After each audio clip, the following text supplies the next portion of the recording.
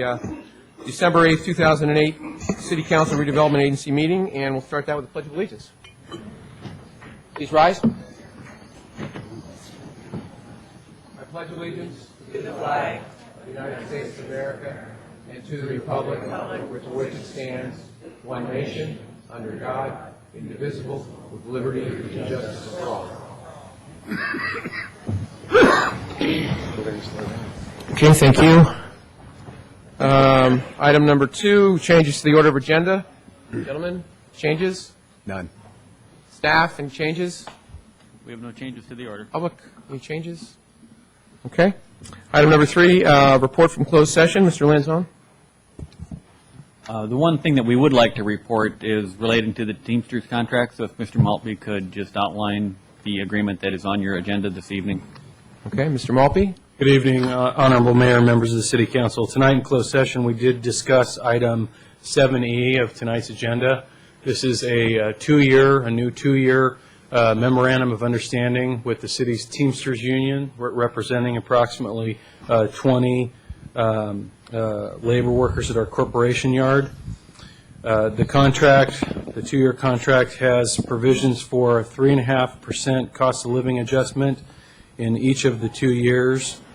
There are several significant changes to the benefit package. The union agreed to the city's request to tier the retirement pension benefits for future hires on or after January 1st, 2009. This benefit would go from 2.7% at 55 PERS retirement formula, which it is now for current employees, to 2.5% at 55 for future employees. So there will be significant cost savings there to the city over a number of years, depending on how many and how quickly the city has turnover and hires new employees. The flexible benefit plan contribution that the city makes, this is for active employees' medical benefit, has changed. The union agreed to lower the city's cap to 8% the first year of the contract, 9% the second year, and agreed to share 5% of future increases with the city. So again, this is another reduction in benefits that the union has agreed to. The city's longevity recognition benefit, the union agreed to reduce that benefit by 50% for future hires to the city on or after January 1st, 2009. The current benefit of $610 per month post-retirement for retiree medical does go up for existing employees once they retire. For new hires, that benefit will be $350 per month in retirement. It won't go up post-retirement. And in fact, any additional increase will need to be negotiated separately. In addition, the vesting to receive that benefit has changed from 10 years for existing employees to 15 years for future hires. The overall cost of the contract to the city is estimated to be $58,000 the first year, $60,000 the second year. However, there are significant give-backs by the union to the city in terms of benefits that I've discussed. And as those benefits phase in, as more employee turnover happens, so in the future, this contract may actually save the city more money than it costs. And it certainly reflects the strong relationship that the city has had with its union and employee groups, that they recognize the tough times that the city's got financially right now, and we're willing to partner with the city council and city staff to develop a contract that they felt was fair to the employees, but also the city as well. That's my report from closed session. Okay, thank you, Mr. Maltby, very much. And again, I want to reemphasize that last point that you made, that we're working together with the folks that work here in partnership, and that's the most important part. Thank you. Okay, item number 4, council communications and announcements. Mr. Grocott? Thank you. And first one I wanted to highlight is an article that kind of reflects to the report that was just given. There was an article in the Daily Post on November 24th. It was a column by Diana Diamond saying that cities need to do this kind of thing more often so that the public is aware of the spending that goes on, to the point that when we do labor negotiations in closed session, so often, and we're not the only city, but so often many cities, us included, will just simply put this on the consent calendar. There's no report given, no discussion, no further discussion on the item, and not many people notice it. And I think it's a compliment to our staff that tonight we did report directly out of closed session on that labor agreement, and I think it's a practice that we should continue, and it certainly agrees with the spirit of Diana Diamond's column. At the November 10th meeting, which I was not able to attend, we considered a resolution that allowed the associate planner to have access to city tax records. Had I attended that meeting, I was going to ask that we consider the city treasurer also have that access. The city treasurer is not on this list, and so I'm going to ask the mayor to speak to the city manager about bringing another resolution to us that would include the city treasurer. Okay, I'll be happy to discuss it with access. Mr. Weiss, and we'll see what we can do in the future. That was item 6C, by the way, of Mr. November Weiss, you noted 10th. that? Thank you.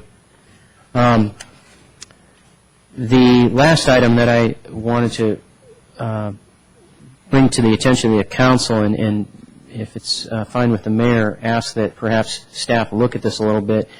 There were articles in two of the small papers today about the recyclable market dropping, the bottom dropping out of it. And my concern is that if that continues, that could have an impact on us, perhaps, with our trash collection fees and so forth. Perhaps not, because if we go with this new agreement and for NorCal, it's a contract, and I'm not sure that they're allowed to make changes to their contract regardless of what happens to these rates. But I think it's something that we should take note of, and if need be, get some heads up from staff on that. Okay, Mr. Moore, would you... I was just going to report to the council through the chair that at the last SBWMA board meeting, the SBWMA board asked the chairman to send a letter to Allied to look at their costs and see if they could reduce their costs on a voluntary basis. We're in a somewhat tricky position here because unlike most garbage contracts, including the one that is upcoming with NorCal, which is on a fixed basis, the current agreement is on a cost-plus basis, so there is no real incentive for the current provider to reduce their costs. But we have made that request, and also at SBWMA, they've frozen a position to reduce their costs in recognition of what Councilmember Grocott indicated, that there are, at the moment, some reductions in revenue from recyclables. But in the future, we won't have necessarily, it's going to be up to the provider to take the risk. That's absolutely correct, and in other areas where there is a fixed cost contract, those providers are cutting their costs, yes. Okay, and then one last item is, this is one of the things, if you remember, I said I wouldn't report on or talk about because of the evening at our last council meeting. I had received 2 or 3 emails from residents on the east side who had witnessed a street sweeping truck go down their street and not even hit most of the street because of so many cars being parked. It's an issue I've raised with the city manager in the past, and now it's come to our attention via citizens. I think it's something that we as a council will need to look at is the street sweeping policies that we have and whether or not we do some kind of parking enforcement for certain days when street sweeping is scheduled. I do think it's an issue. Our homeowners pay for that through their garbage rates, and if the trucks can't get to the curb, they can't clean the street. I would like to know actually what some of the other cities, I mean, we have a number of cities that have street cleaning, so maybe we could get some information from some of the other municipalities, how they're doing it, and then put it in some sort of report that could be brought back to us so we could discuss it. And that would be great. Thank you. Okay, thank you, Mr. Weiss. Mr. Moore, I'm sure you can work on that. Anything else, Mr. Grocott? That's it. Okay, Mr. Lewis, anything? No, thanks. Okay, Mr. Ahmad? Mr. Mayor, I wanted to say Eid Mubarak. Today is Eid al-Ha, and 1.6 billion Muslims around the world are celebrating today. It is a celebration of the Abrahamic root of the Islamic, Jewish, and Christian faiths. Today there were approximately 2,500 people who enjoyed services at the San Mateo County Fairgrounds, so I wanted to extend that, especially during the holiday season. The other thing I wanted to do was talk about the San Francisco Airport Roundtable Committee. We had our meeting last week, and got one of our first Fly Quiet reports. It's interesting that we are seeing overall a reduction in flights into San Francisco Airport. This is sort of a nationwide thing as airlines are cutting down their flights all around. But one of the things that San Francisco Airport is doing, which is a concern to San Carlos, is they are starting to rate airlines in terms of how quiet they are flying. One of the things that I brought up was that overflights of San Carlos tend to be more commuter flights as opposed to the long-haul carriers, which SFO tends to be much more interested in. So we have started a proposal with the FAA to look at small commuter flights and regional freight carriers, which tend to overfly San Carlos and are not counted in Fly Quiet. So stay tuned. We'll have some more information in the next couple of months. Okay, thank you very much for that. Vice Mayor Royce? Sure. This past weekend, there was a sighting of Santa Claus down at Hiller, and it happened to have hundreds of children and parents that were able to wave Santa in, and he landed in San Carlos. And it was a great time put on by the Chamber, a great event. Also want to let you know that we have our annual tree lighting right here in City Hall Park tomorrow evening. It's usually a cool evening, usually dry. The community band starts playing about a half hour ahead of time, but the event is definitely about a 40 to 50-minute event. And I hear that Santa had such a good time, he may be showing up. I don't know how they're going to get a helicopter in City Hall Park, but I hear he is coming. Maybe on a fire truck. Could be. That will be from 7 till 8 p.m. It's followed up by hot chocolate and cookies at the adult community center. We usually get a full house of children. Parents not allowed. And you get to see our former mayor sing Jingle Bells. Yeah, that'll be impressive. Anything else, Mr. Royce? No. Okay. Finishing item number 4, moving on to item number 5. Presentations. Item 5A, presentation on the San Carlos Library's annual report. Chet Mulwaka, our San Carlos branch manager. Mr. Mulwaka? Thank you for coming.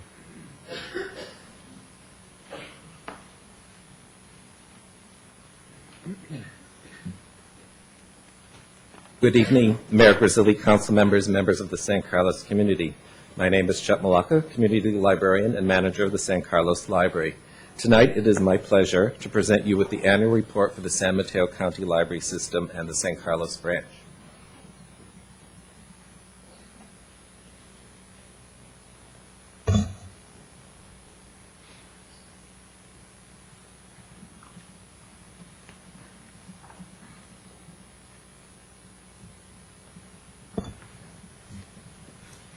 This past year has been an amazing one for both the San Mateo County Library System and the San Carlos Library.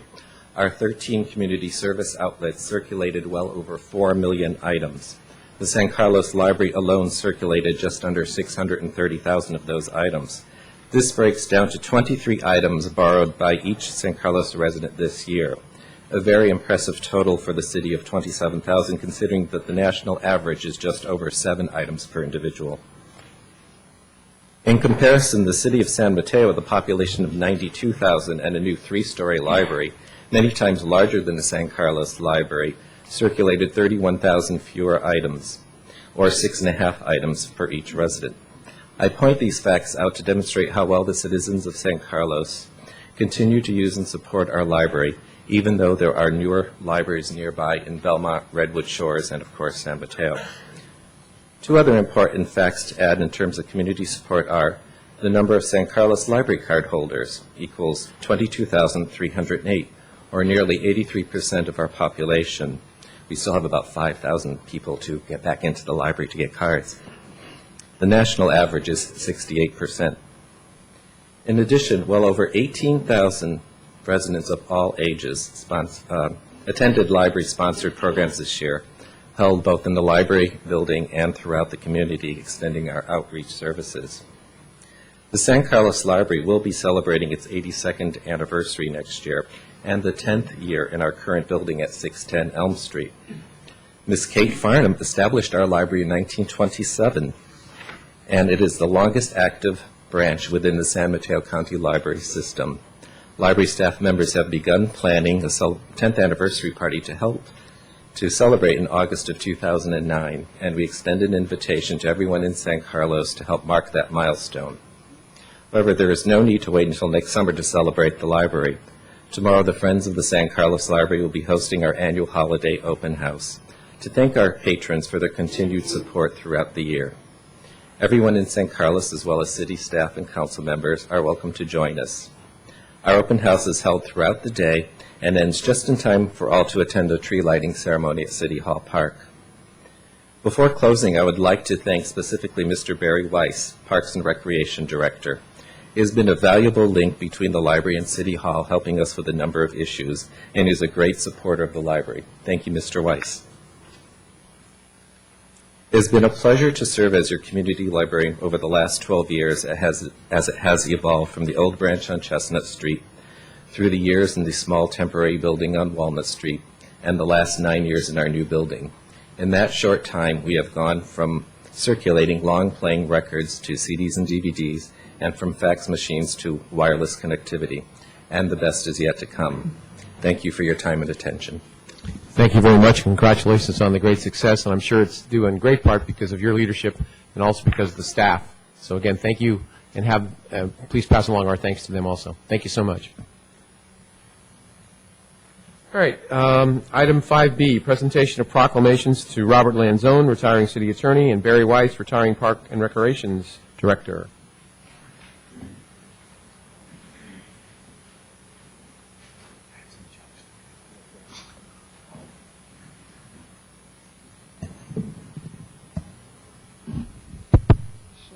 Microphone.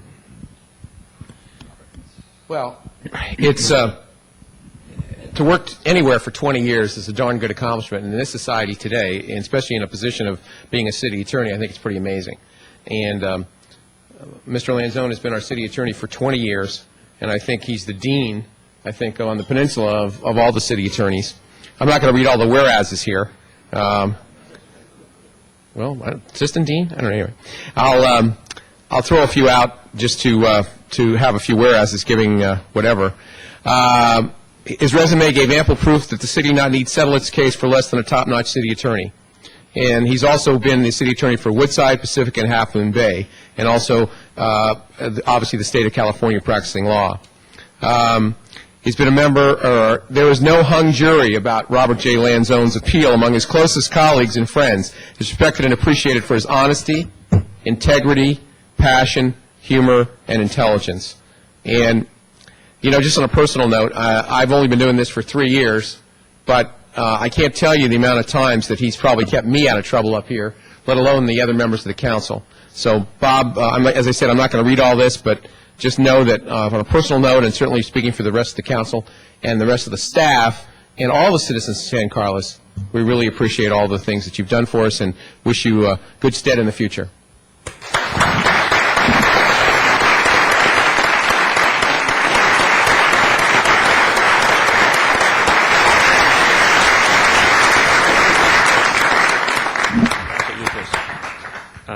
When he says dean, that just means the oldest. Mr. Mayor, thank you. Thank the council for all the kind words. Our firm, I noticed later on the agenda, there's an item of replacing me as city attorney with a new contract for another city attorney. Our firm has had 3 city attorneys for the city. Going back to 1958, Mel Cohn was the first member of our firm to be city attorney, and then when he went on the bench in 1963, Mike Aronson became city attorney, and he was there till about 1977. There was an interlude, and then 1988, I went through an RFP process just the way the soon-to-be city attorney went through an RFP process with 10 or 12 firms submitting proposals and was selected, to my great honor, to be city attorney in San Carlos. And I just wanted to emphasize what an honor and privilege it's been to represent a city as city attorney in a city where I both lived and worked. When I came out of Santa Clara in 1970, I came to work with the Aronson firm on Laurel Street, and I've been with them ever since. My wife Barbara, who's here tonight, she wanted to make sure I didn't back out of this. She such a privilege, I want to stay. She's suffered through I probably attended 800 to 1,000 council meetings and planning commission meetings, to which she's had to suffer through just, where is he? Well, since we went on TV, she knows I am here on those nights. But for over 35 years, we lived on Eaton Avenue and raised our family here. And it's a special thing that you feel when you live and work in the community and are the city attorney. I mean, it really is.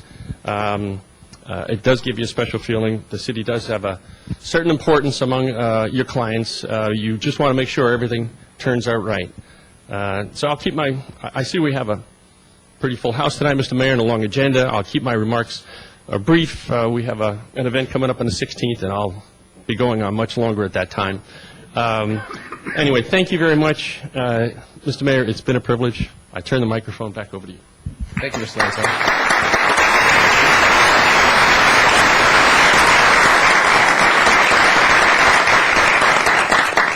I would be remiss if I didn't also thank Barbara. Thank you so much for sharing him with us all this time. Appreciate it. Thank you. Our next proclamation is for Barry Weiss. His retirement from the City of San Carlos as our Park and Rec Director. And Barry has been here since December 11th, 2000. So I guess that would be 8 years, the way my math goes. But Barry has been involved in Park and Rec almost all his professional life. And if there was ever a more dedicated individual relative to Park and Rec, I've never met him in my lifetime. I'll read a couple of the whereases here. Whereas Barry Weiss lives the motto, creating community through people, parks, and programs. His passion for parks and recreation has benefited the community in many ways.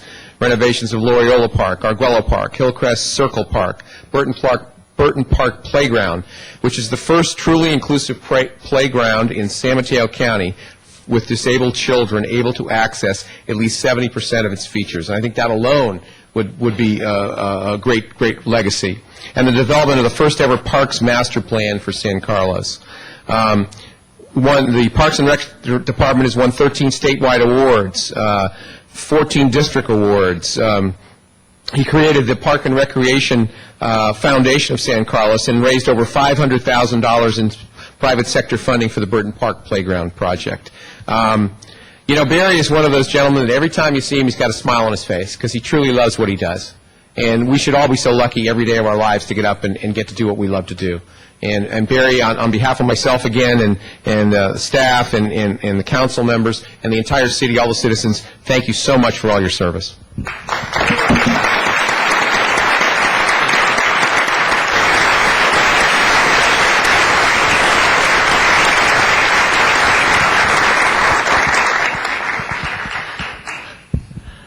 Mayor Curcelli and members of the City Council and staff and everybody else I'm talking to, thank you very much. I'm truly humbled just to be able to have worked for this city and to receive the kind words, and I do appreciate them.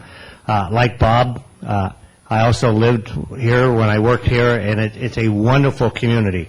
And when you're out trying to redesign parks, renovate parks, deal with issues, the people that I came in contact with, many of them who are in the audience tonight, are just wonderful. I have so much to be thankful for in that regard. I want to thank the City Council. Believe me, as a public servant, it's nice to work for a council that is able to provide direction and tell us where you want us to go. And my fellow department heads and my boss, the city manager, an outstanding group of dedicated civil servants that really are out every day doing what they think is best for this community after listening to a lot of people. I'm thankful, I'm honored to be able to retire with Bob Lanzone, the city attorney, one of the very first people I met when I came here, and he has always done an outstanding job. I want to thank my wife. She's not here to make sure I don't back out. She's here to make sure I don't talk too long. But like Bob Lanzone, my job entails lots and lots of night meetings, community meetings at off times, and she's been very supportive through the whole thing, and she's here tonight too. So more than anything, I'm humbled, and I'm so thankful that I was able to culminate my career here in San Carlos, working for and with and for such wonderful people. Thank you all very much.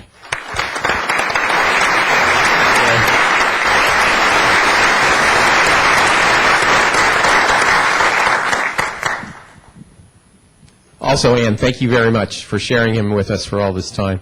Normally we don't do this, but I will tonight. Comments from the council briefly about these gentlemen, please. Mr. Lewis, you want to start off since you were in Park and Rec? I'll be happy to dive in. And first, I want to thank... About 2 minutes, Mr. Lewis. Yeah, I know. I want to thank Mr. Lanzone because he was going to retire last year, and I said, dude, I'm going to be mayor, and I need all the help I can get. And Barbara, so thank you for that final negotiation. It's an attorney. There's always a negotiation. And Bob, I don't know why you didn't have the same sway with Mr. Lanzone, but we can talk about that later over a Diet Coke. Bob, it's one of, we talk about the character of the city, and I don't mean it just as a joke to say you're one of the great characters of the city. I think you're the Bing Crosby of the town, and because I think you're classy, I think you have perspective, I think we've always gotten great advice with your stewardship, and I appreciate it, and I'm sorry you're not going to be with us in town anymore. I'll miss you. Barry, I skewered you for about 2 hours at your retirement party. Bob's got his coming. And I just have to echo Mayor Grassilli's comments. You tackle this job with a kind of vim and vigor and attitude that I think we all wish we had and felt every day of our jobs and our lives. So thank you for giving to the city. You really culminated your career at a pinnacle level, and I think we all hope you stay involved in the Park and Rec business. We all have a feeling you will. Thank you for that, Barry. You've been nothing but an incredible asset for us over the years. Thanks. Okay. Mr. Ahmad, thank you. Mr. Lanzone, I guess we're going to have some time for many more remarks in a couple of days, but I did want to thank you as a new council member. Your counsel has been greatly appreciated, and I have truly appreciated just how much you've been able to help guide a very confusing process and keep us on the straight and narrow. Mr. Weiss, I've said it before privately, but I'll say it here. Folks in San Carlos are absolutely passionate about Parks and Rec, and that passion and the stewardship for that is in large part due to your great care. And I am tremendously humbled and thank you for the opportunity to work with you. Mr. Grocott? I guess the oldest, not the oldest, but the longest. You're the oldest. Yeah, I'll give you that. I'll let you have that honor. But having been up here the longest amongst us, Bob, I appreciate your guidance all these years, and I've enjoyed working with you. And I think one of the things that is outstanding, in fact, we mentioned this when we were interviewing for the person to replace you, is we commented, look, the city attorney we have now is not just a city attorney. He attends all our events, our hometown days, our parades, and so forth. I think that speaks to what Mr. Lewis was saying. You have character and people know you, and I think that's been much appreciated, not just by us as council members, but by the whole community, and thank you for your service. And Barry, I'm deeply sorry I was not able to attend your retirement party. I have gotten to know you beyond just as a staff person, but with the barbecues at the Tom's house and Fred Kohler's house and the things we did with Past Christian efforts and so forth. I truly enjoyed all the times I've been able to, share a Coke or sit down at the Lions Club dinner and share dinner together. All those times, much appreciated, and I will miss you. And Ann, same goes for you. Thank you. Okay, thank you. Vice Mayor Royce? Yes. Well, I've had, of course, the pleasure of working with both of you fine gentlemen. Little different ways. I think 20 years I dabbled with a lot of volunteer work. So, of course, I worked a lot with Barry, and especially his team. I think what comes out with Barry is not Barry, but his entire team and what they do for our city. And being on council now for 13 months, I've had an opportunity to work a lot more with the city attorney, and have enjoyed your contribution. So to each of you, best with retirement. Barry, if you decide to go to law school, come on back in 5 years. We may need an attorney. Okay, thank you. I've got a couple of people that wanted to make some comments here on these retirements, so I'll give you a couple of minutes to do that. First one is Sandra Menton. Mentor? Am I saying it wrong? Menton, I'm sorry. I can't read very well sometimes. If we'd keep it to a couple of minutes, I'd appreciate it, please. For 18 years, I have come to this podium at Park and Recreation Commission meetings and said, I'm Sandra Menton, 66 Northam Avenue. Oftentimes, Bonnie and I were the only two people in the audience, but we were always respected for our comments, and our attendance was appreciated. Under Barry's leadership, I have seen plans and programs built into community and community responding with enthusiasm and positive comments about the work that was being done by his department. And I shall miss the fact that he has such a positive approach to problems and plans, and he also is so affirming of the people that he works with and his staff, as well as the people in the community who support his efforts. But perhaps most of all, I will miss the way that he works with people. He's willing to listen to both sides of the issue, and he is always ready to take on new suggestions and comments or take complaints and see how they can be turned into a positive approach. He has been a great asset to the city of San Carlos. Thank you, Barry, for your work. It's been good work, and you have given the city of good living 8 years of a tremendous amount of improvement and forward-looking plans for our Park and Recreation Commission. Great. Thank you very much for your comments. Bonnie McClure?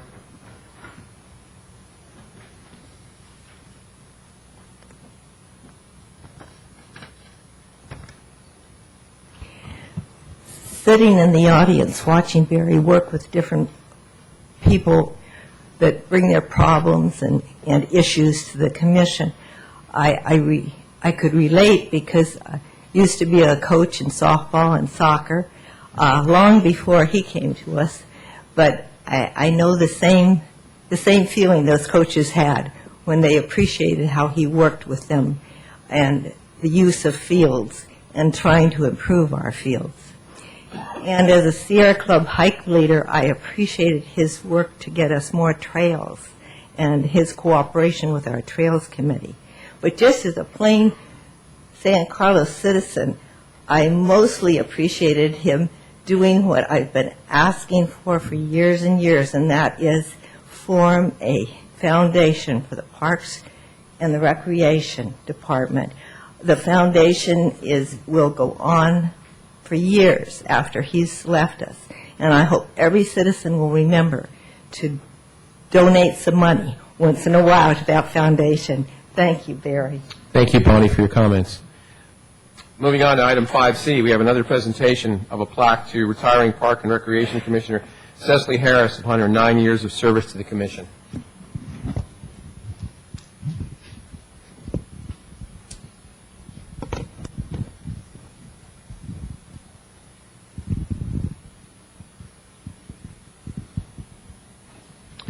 Now, this one doesn't have a lot of whereases on it. Please come over here, Cecily. Please, thank you. But this is a City Council Award presented to Cecily Harris for Parks and Recreation Commission service from December of 1999 to December of 2008. It's presented as a lasting symbol of our appreciation of your valuable contributions to the City of San Carlos. We have so many people that volunteer in this city and so many people that put in hours and hours and hours on different commissions and committees and volunteer. And Cecily is right up there with the folks that putting in 9 years of meetings at Park and Rec. And again, knowing her over the last 3 or 4 years, she didn't just show up for the meeting. She always had in mind what she was supposed to be doing at Park and Rec. And in fact, she just recently, in November, was elected to the, well, I'm going to say, elected to the, I say it right, Mid-Peninsula Open Space District, 7 is it? Whatever, I'm not sure what the number is, number 7, for our area. She's a passionate person about parks and recreation, about open space, and anything that has to do with this area. And again, we're blessed in San Carlos to have folks like Cecily here, and we're going to miss her counsel and her input, although I kind of think she's not going to go away. She's going to be around, and we're happy to award her this presentation this evening.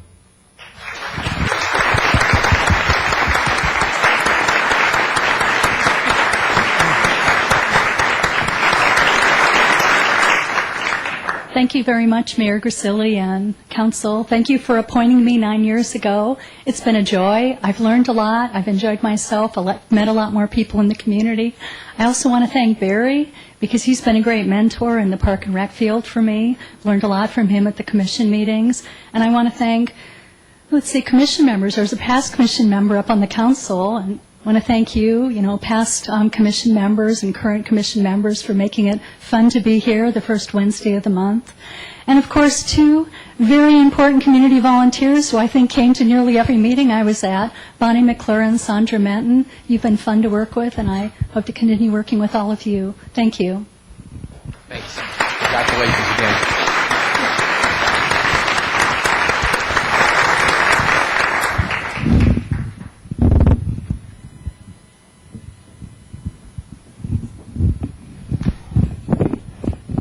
Moving on to item 6, public comment. This is an agenda item for people wishing to speak on something that's not on the posted agenda, and normally we try to limit this to approximately 2 minutes. I have a couple of speaker cards here. Mr. Thomas Knutson.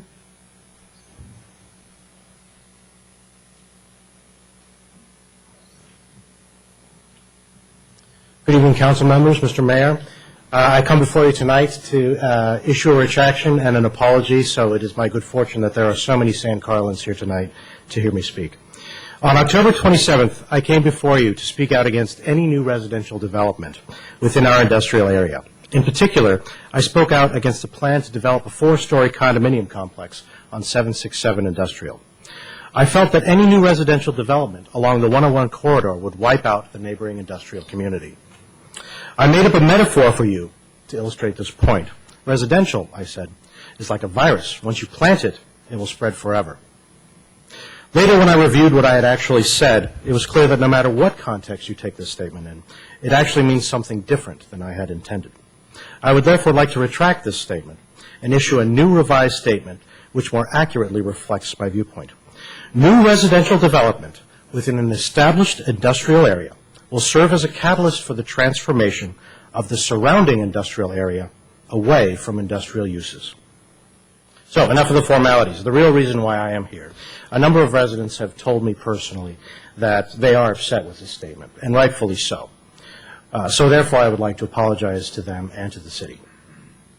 I felt that my comments were, I should say I'm rather embarrassed by the comments, frankly, and the fact that my comments may have offended any existing residents is both totally unintentional and regretful.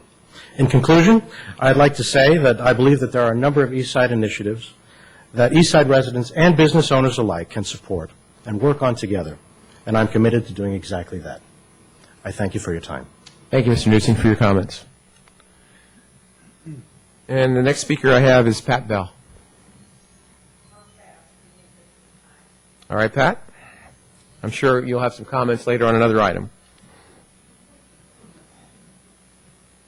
Next item on the agenda is item 7, approval of consent calendar. Consent calendar items are considered to be routine and will be enacted by one motion. There will be no separate discussion on these items unless members of the council, staff, or public request specific items to be removed for separate action. And if there are any items that are going to be pulled off of our consent calendar per the council's procedures, they will go to the end of the meeting, just to let everyone know. So is there anyone that wishes to remove anything, or do I have a motion to approve? I motion to make an approval for items 7A through F. Second. Been moved and seconded to approve consent calendar items measures 7A through 7F. Can we have a roll call, please? Councilmember Ahmad? Yes. Councilmember Grocott? Yes. Councilmember Lewis? Yes. Councilmember Royce? Yes. Mayor Grisilli? Yes. Okay, thank you. Item 8 is reports to council. Reports to council are updates on key city projects by city department heads and staff and city council subcommittees. They are informational in nature, and no action will be taken on these items at this meeting. Any reports, Mr. Weiss? We have no additional reports. Does anyone on the council or subcommittees? None? All right, seeing none, moving on. All right, moving on to unfinished business. Item 9A, consideration of an ordinance amending San Carlos Municipal Code, Chapter 2.24, eliminating the Senior Citizens Advisory Board and modifying meeting requirements for Park and Recreation Commission and Arts and Culture Commission. Mr. Weiss. Mayor Curzilli and members of the City Council, it is indeed my privilege and honor to once again and for the final time address this esteemed body. I appreciate the opportunity. You have before you a recommendation concerning merging of different commissions. We presented this in October to the City Council and heard a variety of comments. They seem to center around concern about the workload for the Parks and Recreation Commission, taking on additional topics. I thought the really good phrase was concern about we need all brains on deck at this time because we're in tough times right now. I certainly would agree with that. And a request to look at all the commissions, not just the three that we came with, but also the Youth Advisory Council that is supported by Parks and Recreation staff, as well as other commissions within the city. We also heard a question about looking at increasing the amount of volunteers and the use of volunteers for special events. I will not address that tonight as recommended by the council, but rather we will continue our analysis of that, and when the new director is hired and takes place, we'll further analyze and address that issue. So I'm here to focus tonight on the potential merging of commissions. As it was mentioned, this is really driven by the budget and the idea of reducing time and cost. The City Council appoints 7 commissions, boards, and the Parks and Recreation Department staff supports 4 of those. Additionally, we support other groups totaling 20 groups in the community. These groups range everywhere from Sister Cities Committee to Week of the Family to Hometown Days. Because of the reduction in staff, we considered the idea of merging commissions. It was one of the alternatives mentioned in the budget reduction when this budget was passed. We have met multiple times with the boards involved and representatives from the boards, and the recommendation before you tonight does not look real different from the previous commission. We did, however, take the council's advice to heart and analyze the comments and looking at other things. We did discuss as department heads all the different commissions. We did go back to the Youth Advisory Council as recommended with the possibility of making any changes there. I can tell you that the recommendation stays the same from Parks and Recreation as far as trying to do some merging and reduction. The Senior Citizens Advisory Board, their board is interested in not being a formal commission so that they can reduce the amount of formality time. They will continue. They will continue to provide service to this community. They will continue to provide advice to staff. The Parks and Recreation Commission has dealt with senior issues in the past and does not anticipate any significant increase in workload to a point that it would cause any hardships by taking on senior issues. The Parks and Recreation Commission currently has 2 vacancies, and we would request that the City Council consider appointing a member recommended by the Senior Citizens Advisory Board to sit on that commission, and then after that continue on the standard process of council interviewing people out of the entire community and appointing. Arts and Culture Commission would remain as a formal commission. Both the Arts and Culture and the Parks and Recreation Commission would reduce their meetings to not less than quarterly. And that language is intentional. Additional meetings can be done, and sometimes there are going to be issues where you have to have meetings more often.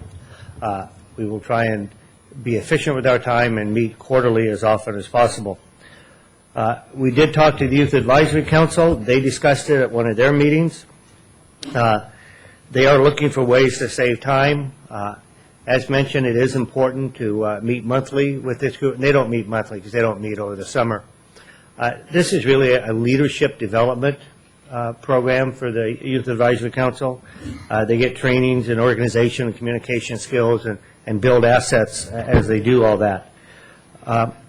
We also looked at the other city council appointed boards and commissions. We were asked to look at these, and as mentioned, this was discussed with the department heads. The Economic Development Advisory Commission and the Planning Commission both have a lot on their plate, and it was not recommended at this time to make any changes. Transportation and Circulation Commission, which was talked about specifically by this body, by the City Council. The staff support person for that commission is the new Public Works Director. They currently have a lot on their plate, and the new director is coming up to speed with that commission and is not recommending change at this particular time. At this point, I would be glad to answer any questions that the City Council may have. Questions for Mr. Weiss? Mr. Grocott. So I just have one, and that is, if we do the merge, and then we do take one of the current members and appoint them to the Parks and Rec Commission, I suppose that would, I understand the reasoning behind that, and I think it's to have someone with that interest on the Parks and Rec Commission, right? So that would work for now, but I could see going into the future, as you get changeover, that's going to, be erased, that effort, if you will, to have somebody with that interest. So might we also include some language that has something about a liaison, that one of the Parks and Rec commissioners would act as a liaison to the Senior Citizens Advisory Board? Yes, that is the intent. And I thought I had said it in here. Obviously, I didn't make it clear enough. Oh, maybe I didn't read it clear enough. No, believe me, I could have made it clearer. The Parks and Recreation Commission would appoint a liaison. They have a number of liaisons already. Okay. And they would appoint a liaison to the Senior Citizens Advisory Committee, which is the advisory body to staff, so that they're always aware of senior issues, to be one of their standing liaisons. Okay, and then the other question I had just had to do with the resolution itself. It seems to be pretty clear in terms of merging and changing the code, and maybe it's because the ordinance only needs to change the code, but it doesn't. The ordinance doesn't say anything about some of these looser items, if you will. That the advisory board would still continue to meet and act as a informal group. Is that just because that doesn't need to be part of our ordinances, or? Correct. My understanding is we dealt with just the legal ordinance here, and Okay. so that's why this recommendation. We are clear about taking the steps mentioned in the staff report, and if the council chose to, you could certainly pass a motion approving in whatever form and stating that in the motion. We would be glad to. Well, part of my that. concern is the way we do minutes these days. It's the minutes are mostly action items, and perhaps the city clerk would like to jump in here, but that would be my concern. That yes, it's in the staff report, but if we don't take an action tonight, that then gets reflected in the minutes, that somewhere down the road what we did could get lost. But through the city attorney, do we even have to do that? Isn't that staff's responsibility to make that all happen? That's right. Okay. All right. Well, then. Allay your fears that Sure. it doesn't have to be Okay. specific. All right. Then that's fine. Thank you. And we will make it happen. Okay. Thank you. Questions? Mr. Lewis? Mr. Weiss, the Park and Rec Commission, are they comfortable with the not less than quarterly designation? They are. They had recommended, again, as I think I said, they had recommended reducing their meetings to either quarterly or bi-monthly, and they're well aware of this, and they know that there may be additional meetings as needed. We met with the commission a couple times, and we met with representatives from not only Parks and Recreation Commission, but Arts and Culture and the Senior Board separately multiple times to come up with this recommendation. Great, thank you. Vice Mayor Royce? Yeah. So when this was brought to council a couple months ago, I had brought up a recommendation to expand the scope. Although most of the commissions are in Park and Rec, there was Planning, which is a commission of 5. They meet twice a month. Council's 5. We meet twice a month. Economic Development Advisory is going fine with the way its membership is. So I did ask specifically to look at 2 areas. You've done a great job looking at the youth advisory, I think, to keep the momentum going with our youth and so forth. Monthly meetings, even though there's additional costs with minutes and staff time and meetings, I think that makes sense. The exclusion is, and again, it's outside the scope of you, Barry. It's more with Robert, our Public Works Director, so maybe Robert could comment on this. I would like to recommend that the transportation and circulation also go to the standard that we're using with everything else. Mainly membership is 5 and quarterly meetings. And if their business demand is stronger, you could meet more often. Under Parvee's Public Works Director, last 3 years, they were meeting generally 3 to 4 times a year. I think with Robert, they're going to meet a heck of a lot more often, and that will still allow that. But what a membership of 7 does, again, it's not standard. It does take a lot more time at meetings. If we had a council of 7, we would be up here 50% more time. It's more people talking. And when you talk about Robert's plate is full, again, more people, more minutes, more time. And the history of our commission, the transportation and circulation, was 2 commissions of 5 each. We had traffic and we had bicycle. And we consolidated 10, that commission down to 1. I look at the transition to 7 was a temporary. I would like to make all our commissions the same. And my last comment is, if we're going to go and change our ordinance and do the write-up and do all the legal work, it takes time to document all this. Let's just include traffic or transportation, and then we're done. We don't have to come back 6 months or 12 months. So again, my recommendation would be to make transportation and circulation membership of 5 with quarterly meetings more often. But I would surely love to hear what Robert, being he's new as our Public Works Director, what his thoughts are on the matter. Through the chair, I'm in the chair. I forgot who I was.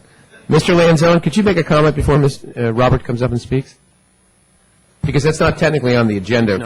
While we do speak, in the staff report to the impact on other commissions, the agenda item is just for the Senior Citizen Advisory Board, Park and Rec, and Arts and Culture. It would be no problem to bring a separate ordinance back to modify that portion of the code. It would be very easy. Be no problem at all. So we could do that start that forward at the next meeting if that's what the council wanted. Well, I'm just then, there was specific action to come back and looking at youth advisory and traffic. And so, to me, the report's incomplete. I would then like to do the whole report. Well, I was going to say, Robert, why don't you there was Barry indicated that Robert felt that we didn't need to change that, so maybe his comments might be important at this time. I'd like to I hear think that's Robert's one of the reasons why we didn't have it. I would like to hear Robert's reports. And if I could just clarify one of my comments. When I mentioned that a lot on the plate of the commission, that was my comment, not the director. Although he's very busy too. But time is money, Barry. Always. I've just been working with the Transportation and Circulation Commission for the past couple months, and they have adopted a work plan for this year of 2008-9, which is includes a bicycle transportation plan update, looking at the San Carlos Avenue corridor for pedestrian facilities. It's missing sidewalks on much of that. The regular business of stop signs and parking requests and so on that come forth, and they've got quite a lot. They've tended to form subcommittees to work on several of these issues, and the other thing I've observed about this commission is there's kind of a healthy tension between the bicycle and pedestrian issues and the traditional motor vehicle concerns. And if you were to have looked at the terms of the individual members that are either expiring or coming up, and if you were to try to keep that balance, it wouldn't be a really opportune time to do that right now. So that's part of what went into the recommendation, that we should maybe come back at this in a year or so and look at the membership at that time. I think that sounds like a great plan. Thank you for your comments, and I agree with that. Thank you. Okay. Thank you, Vice Mayor Royce. Okay. I have one speaker card on this item 9A. Pat Bell. If there's anyone else wishing to speak on this, please bring a card up right now so we could put you on the list. I attended a study session several months ago where I heard about this idea for the first time. I don't know if the commission heard about it for the first time then. It was Parks and Rec and City Council, And I heard some amazing comments there. Mr. Ahmad said he'd like to hear more from the citizens, from the people on the commission. And Mr. Grocott said, let them do their work and let us be more oversight, less involved. And what I've been saying for a long time is that citizens can do this without taking up a lot of staff time.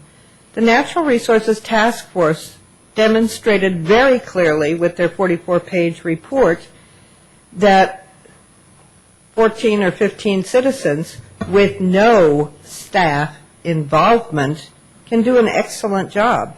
I think you're shortchanging yourselves by insisting that citizens can only help this city when they have a staff member there to monitor them or babysit them or whatever the heck it is. Citizens, you have a lot of smart people in this town who could do a lot for this town and take up less staff time. And you could have the staff attend once every quarter and have the commissions continue with their work, or have the form subcommittees and let the subcommittees work and then come back together as a whole and meet with staff. You don't have to have the staff there every time. You sure don't need 2 staff members there every time. And I just started attending the TNC meetings, and I think you ought to leave it alone. Thank you. Okay, thanks, Ms. Bell. Anyone else wishing to comment on this item?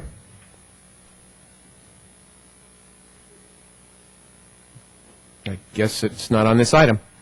Anyone else? Okay. Pleasure of the council. Mr. Mayor, I move for the introduction of ordinance number 1403. ordinance amending the San Carlos Municipal Code, eliminating the Senior Citizens Advisory Board and modifying meetings. I'll second that. Okay, it's been moved and seconded. Any more discussion on this item?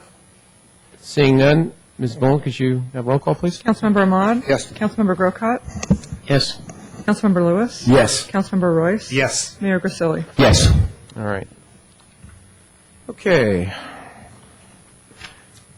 Next item we have on the agenda is item 9B, consideration of a resolution of the City Council of the City of San Carlos concerning the lands of Dobell, Cameron, and Grove, 3.41 acres on Winding Way, assessors parcels number 049-20-010, 049-141-670, 049-141-660, adopting a final environmental impact report, adopting a mitigation, monitoring, and reporting program, designating option 2 as the preferred development option, adopting conditions of approval, and adopting a compliance matrix for future development within the city of San Carlos. Mr. Mayor, if I may, just a question before we get started. This item is listed as a business session. Are we not doing a public hearing? It was noticed as a public hearing. It doesn't have to be a public hearing, but there certainly are a lot of folks, I'm sure, who want to speak. So effectively, it's a public meeting. I just ask so that we handle it properly, close the public hearing, open the public hearing, whatever. Apparently, we don't do that. We just have a regular... It's scheduled on the agenda and was continued as a public hearing, so you're correct. We'll just open it as a public hearing and then either continue or... Okay, we'll open it as a public hearing then, if that's okay with Mr. Lanzone, our legal counsel. Yes. Thank you, Mr. Mayor. Thank you, Mr. Grocott. Mr. Mayor and members of the council, we were here 4 years ago on this project, and at that time, City Council adopted a mitigated negative declaration and pre-zoned the property, and we wound up in a lawsuit on the CEQA, the California Environmental Quality Action that was taken. That lawsuit was resolved in early 2005. At that time, in that settlement agreement, certain modifications to the development proposal were agreed to, such as extending the portion of Winding Way, its width, such as an access gate to prevent traffic from going through Winding Way, and also there was an agreement as to a crushed gravel pedestrian path. With respect to the CEQA document, it was agreed that the city would prepare a focused environmental impact report addressing the issues particularly of the dusky wood rat and the bush mallow. Subsequent to that, A focused EIR was prepared. A hearing actually was held in October of 2005 on the draft environmental impact report. The project lay idle for, I'll say, a couple of years after that point in time, then was picked back up, and the final environmental impact report was prepared and is before you tonight. There are really two basic issues. One is the focused EIR and your certification of that EIR.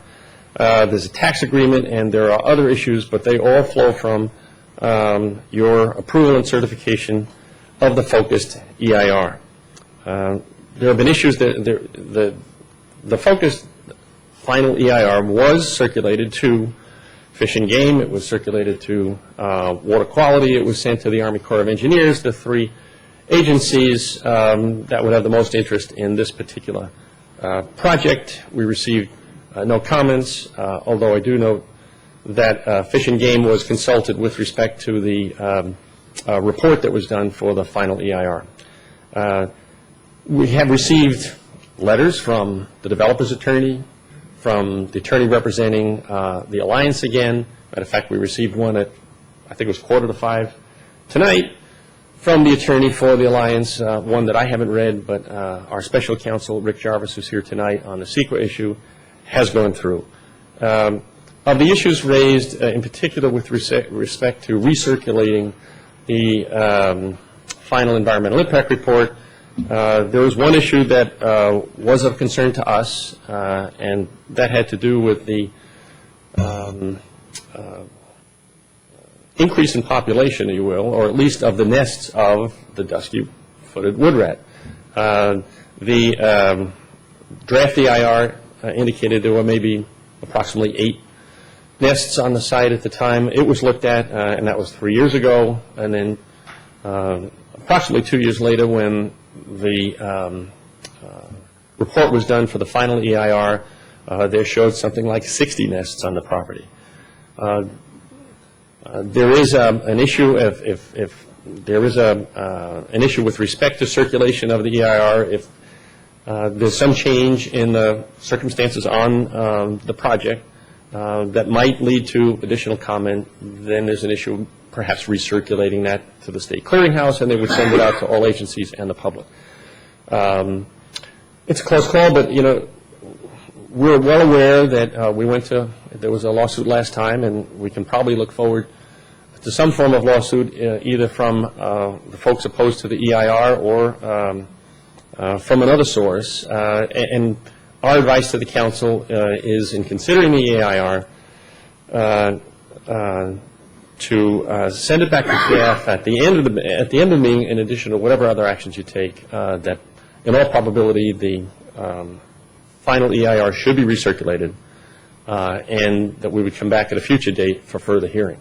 Having said that, you should go through with the hearing you have tonight, hear all comments. You can give your input on the final EIR. Any additional things that you wish to have or might wish to have in the final EIR, you can ask staff to follow through on those.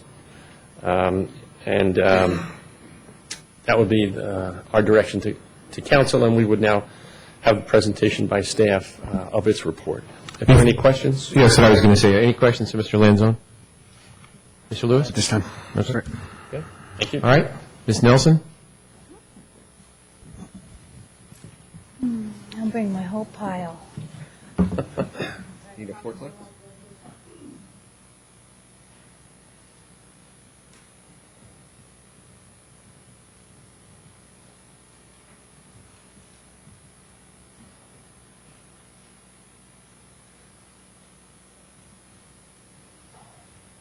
Good evening, Mr. Mayor and council members. I'm Deborah Nelson, the planning manager. And Mr. Lanzone covered quite a bit of my report, but for the benefit of some history, and Jasmine, I may need your help. There we go. That's it, right? That's not the beginning. Oh, I did? All right, Jasmine. I put it on his, yeah.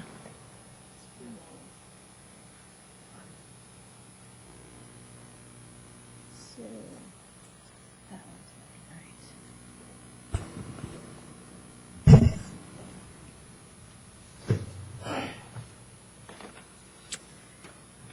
There are three resolutions before you tonight, as the city attorney has mentioned. The first is really the environmental impact report, and what follows would be other actions if you certify an environmental impact report. There is a financial decision regarding a tax exchange agreement between the city and the county, and following that, you are allowed to comment on any annexation, even though it's in the purview of LAFCO. But we'll focus first on the environmental impact report. The subject properties are located in unincorporated San Mateo County. The applicant proposes 5 new homes on 5 separately owned properties, although there were 14 properties to begin with, which have been merged into what are now 5 on 3.41 acres, which includes a road right-of-way, that amount. The properties currently range in size between 16,000 plus square feet and the largest being 34,500 square feet. The minimum lot size is 20,000 square feet. This graphic was from when you pre-zoned the property in April 2004. The hatched area here is, and the road is the limits of the 3.41 acres. You have pre-zoned it in April of 2004 to R1 low density, which is a 20,000 square foot minimum lot size. The applicant would be required to do lot line adjustments, and there would need to be a dedication of some of the right-of-way to make all of the lots conform to that 20,000 square feet.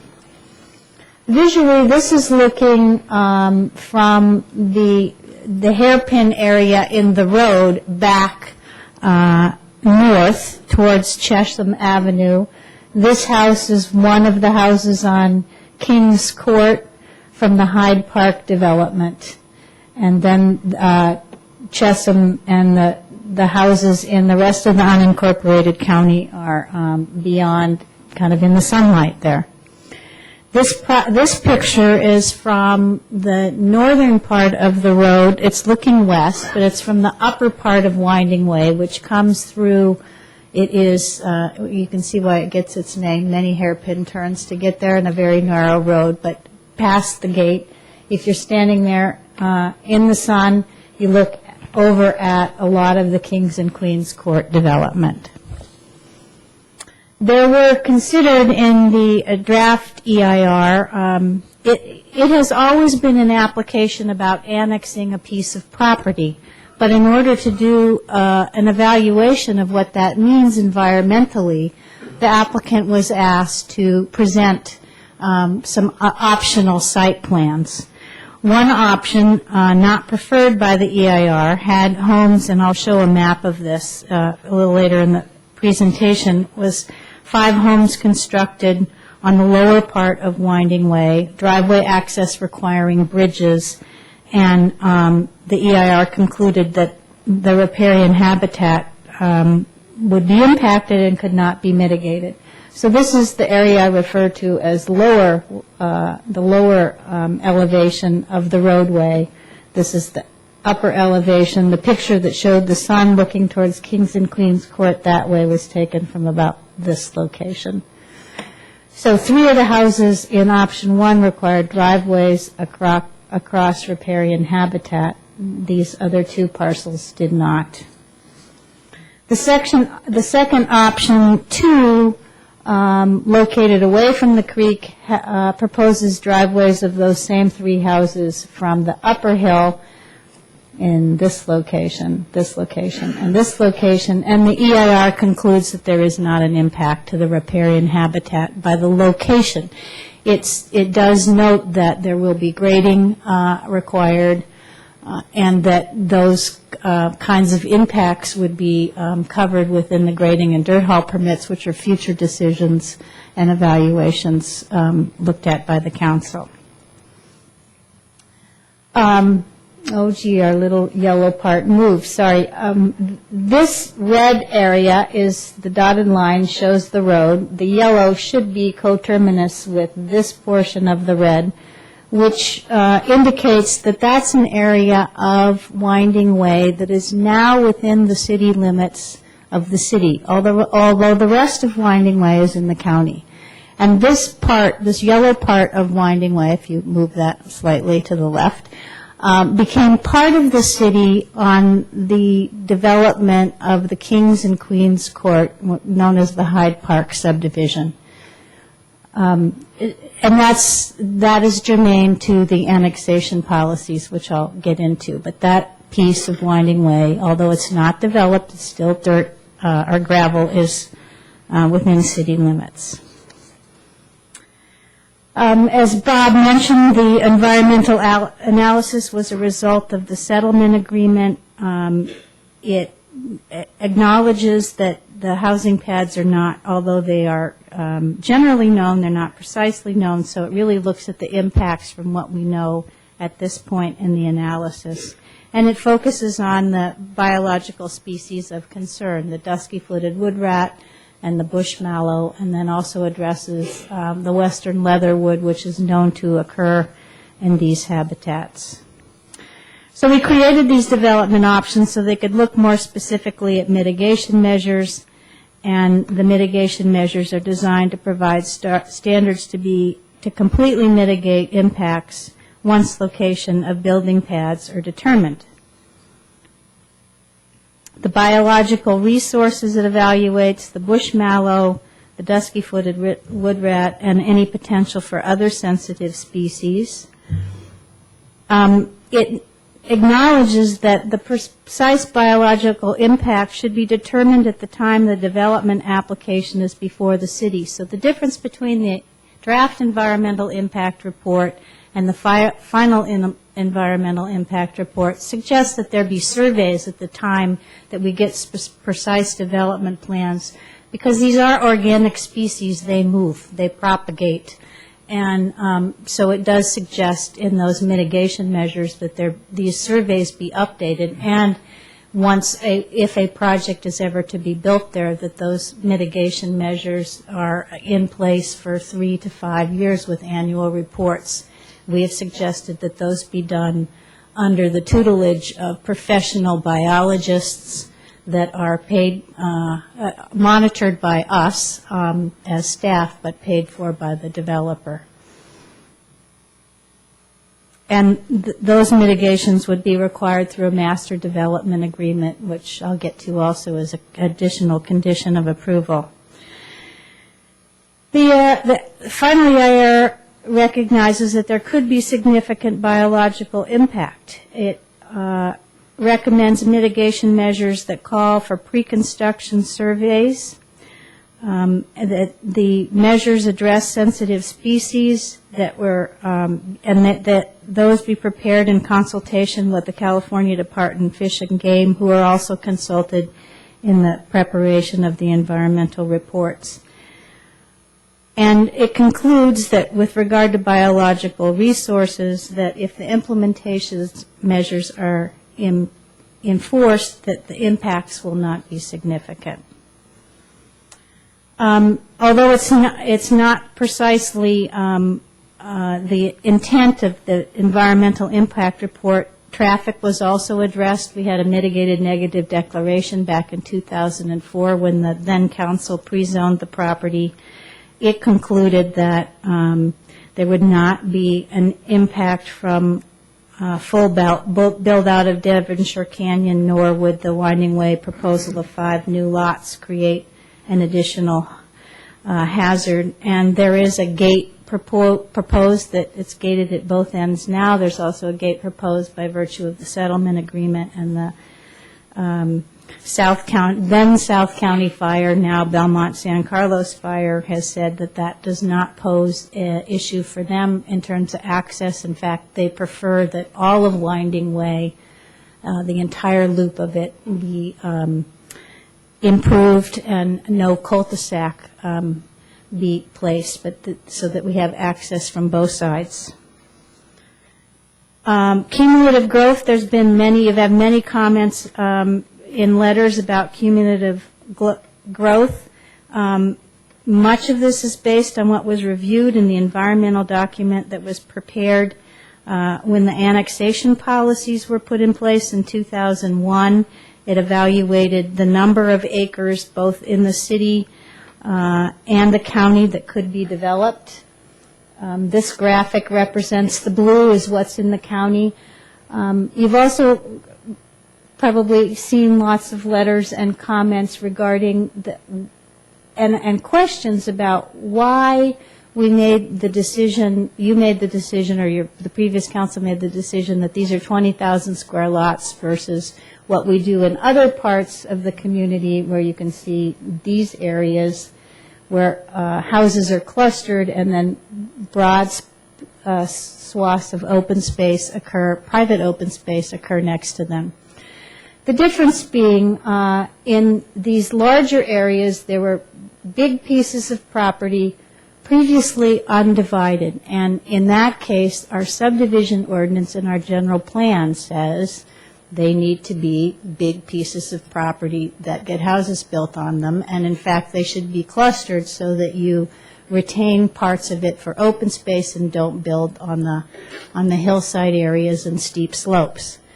In 2001, when the annexation policies were put in for the blue area, the recognition then was these subdivisions were created in 1920s when people used them as campsites often. They were in many separate ownerships. The county minimum standard was 20,000 square feet. It is likely that the then council said 20,000 square feet seems to be right. We don't want them to be smaller, so people would have to aggregate. And we have numbers of sections of that annexation policy that tell us what to do when people want to build new houses, what they want to do when they're in the county and their septic systems fail, what they want to do when there's a house there and they want to annex, what if it's just a small property with no house on it. So when we get applications from numbers of developers, we need to look at those policies and make a choice about how they are processed. This cumulative impact analysis that was done in 2001 with this annexation policy said there could be, and these were gross numbers admittedly, 57 houses if the lots were created with septic systems, and 29 if they were created at city standards. So that environmental impact report concludes that if you add 5, it's not adding much to the cumulative impact. This particular graphic, much the same as the other one, goes further to show which properties are undeveloped. So the areas in pink, and this is Winding Way, the one before you, is in the county undeveloped, as are the rest of these pink ones, around which we get the build-out analysis. And the blue undeveloped properties with development potential. The green is private, open space owned by these houses that are adjacent to them. This is a city park. That's Vista Park.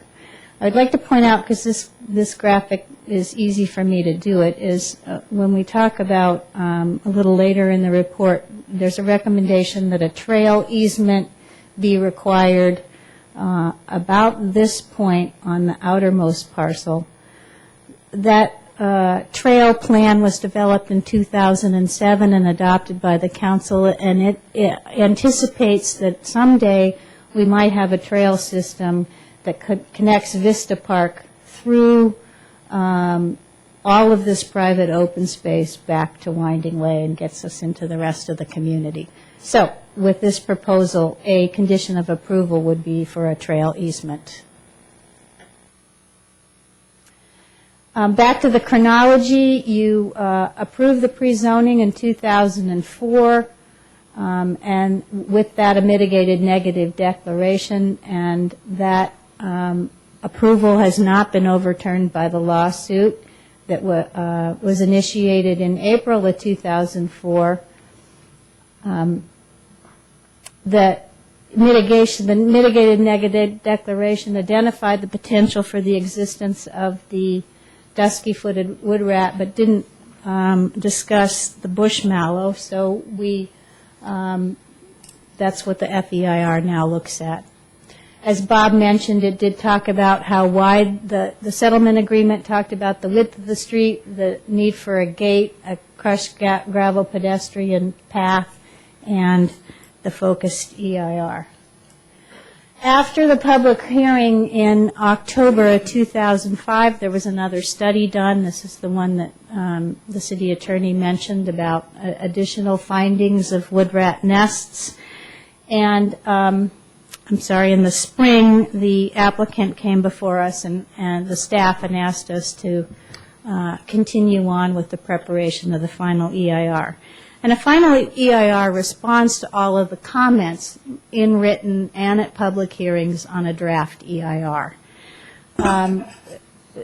That FEIR was made available at least 45 days before tonight's hearing. It was going to be in November. You continued it. We noticed the same people again, everyone who wrote and people within 300 feet of the property. During that time, one of our community members advised us that some of the comments seemed to have been missing, and those community members did provide those to us. We searched for them. We couldn't find them. And as a result of that, an errata was prepared. That errata was made available to you at the end of your meeting 2 weeks ago and available online and at least 10 days prior to this meeting. The final focused EIR concludes that there's no new substantial impact and no increase in the severity of earlier identified impacts as a result of the response to comments on the draft. There are no impacts or subsequent mitigation measures that have been introduced or required as a result of those missing comment letters. And there is an updated mitigation monitoring and reporting plan. It will be layered on top of the mitigation monitoring plan you also approved with the pre-zoning in 2005 and with the resolution doing the rezoning, which had a number of conditions of approval. The focused environmental impact report also suggests that option 2 with the 3 of the driveways coming off the upper winding way is the preferred alternative. You may not get to all of these items tonight, but in your staff report and here is a suggestion of what the necessary steps are to complete annexation. The pre-zoning has been completed. The final focused environmental impact report, should you choose to certify it, gets followed by an adoption of a tax exchange resolution, and then comment, should you choose to do that, on an application for annexation, which LAFCO has received and routed to you for comments. The county then also adopts a tax exchange agreement, and after those actions are done, LAFCO schedules a hearing for annexation. And if they accept the comments that you might put on that, that annexation would not be finalized. The necessary steps for the development proposal, because it's conceptual at this time, the recommendation of staff is that the developer submit a master development plan based on option 2, the settlement agreement, and all of the required conditions, including we've attached more conditions of approval, and all of the mitigations, both mitigation monitoring plans. And to ensure that the 5 separate owners of these parcels all participate both legally and financially in the development of a road, in the mitigation monitoring plan, and all of the conditions, we have suggested you also require reciprocal easement and maintenance agreements for the road, driveway interfaces, path, gate, trail easement, utilities, and mitigation monitoring and reporting plans. This is the staff recommendation that you can consider this EIR, and this was prepared before Bob's presentation to you. And I also have here tonight the EIR preparers, Rod Young and Eric Hansen, who have a short presentation on the significance of the biological species. Okay, do we have any questions first for Ms. Nelson? Yeah, she went over a lot, and I've got some things that are of concern, so I want to ask some questions Yeah. about process. I'm going to make a note here first. I'll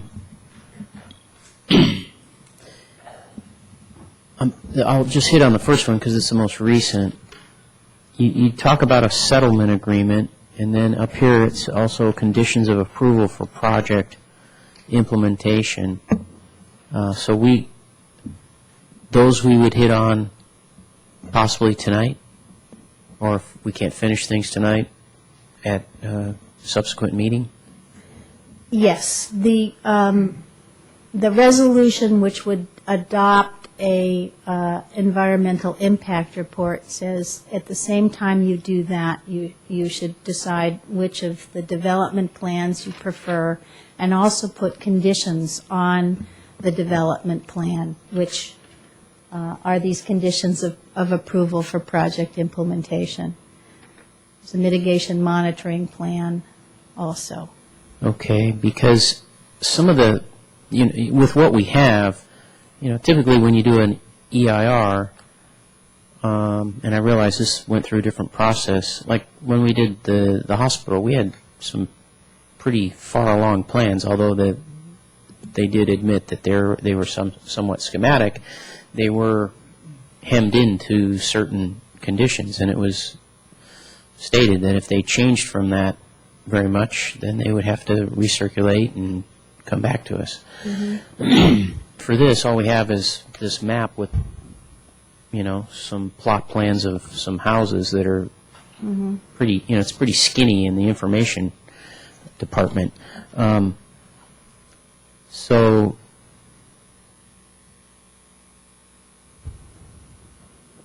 So we can put some conditions on this, and we could do that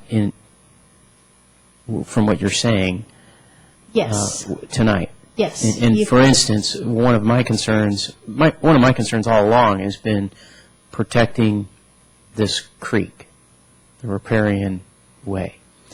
And I was a bit amazed that the draft EIR said if you go with option one, there's all these things you have to do that have to do with protecting the creek, both during construction and one could say even after, during the development. And you've hit on during construction a little bit when you said, well, you'll get a crack at something like that with the dirt haul permit, the grading and the grading plan, right?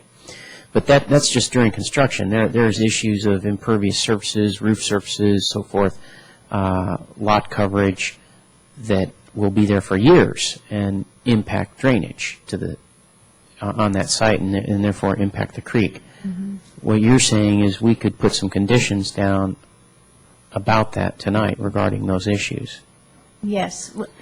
The conditions that require a master development plan and require meeting the conditions of the public works director that's in the 2004 approval, and conditions that would be placed on grading and dirt haul, in addition to looking at the road plan and the approval of the roadway design, could and would address impacts to riparian habitat once we knew the precise details of those development plans. We could also put, conditions now that sort of stated your intent for that protection. So we could also say, we could ask the developer to do come up with a site drainage plan, if you will, that would account for how water is going to be taken off a roof, off a roadway, off a driveway, and how that's going to enter into the creek, or maybe not enter into the creek. Maybe we want on each site the water to go into the ground, because what you're doing with impervious surfaces is you're stopping the water from going into the ground as it naturally would do. So we could put some conditions on that. Obviously, as a council, we don't know the science of that, but we could say to the developer, you have to work with city staff, you have to hire a hydrologist or somebody to look at this and make recommendations and work with our city staff on this and come up with solutions. Yes, we could, and our EIR consultants will address some of that, and the Public Works Director could also with our National Pollution Runoff Requirements. The NPDES is their acronym, which are required and in code. Okay. And then, bear with me, Mr. Mayor, just one other question. I think I'm the only council member that was on the council at the time that this came before us before, and I do remember having concerns about one of the lots being undersized. And you pointed out that our R1 low-density pre-zoning designation for this area is 20,000 minimum lot size for each lot. And one of these lots is, it's, one might say, why are you making a big deal about 100 square feet? But, the conditions are what they are. Yes. And we've got a lot here that's 19,900. I remember when I pointed this out years ago that the planning director at the time said, that can be dealt with. We can work with the owner as they designate the lots and get that squared away. Well, it appears that it hasn't been squared away because we're still getting maps with a lot size of 19,900. That's correct. The area that's in the inside of the loop of Winding Way, there are 4 lots shown. Currently, the existing multiple lots have been merged to show 4 lots. The Subdivision Map Act allows owners to do lot line adjustments between lots. 3 of those lots could become 20,000 square foot minimum with those lot line adjustments. And those can be done by recording documents. They don't need a map. The 4th one needs this council, when it accepts a road improvement agreement, to basically allow the developer to take 100 feet from the city's right-of-way of the road to add to that lot so that it becomes 20,000 square feet. That is at your discretion at a future date when you approve the road design.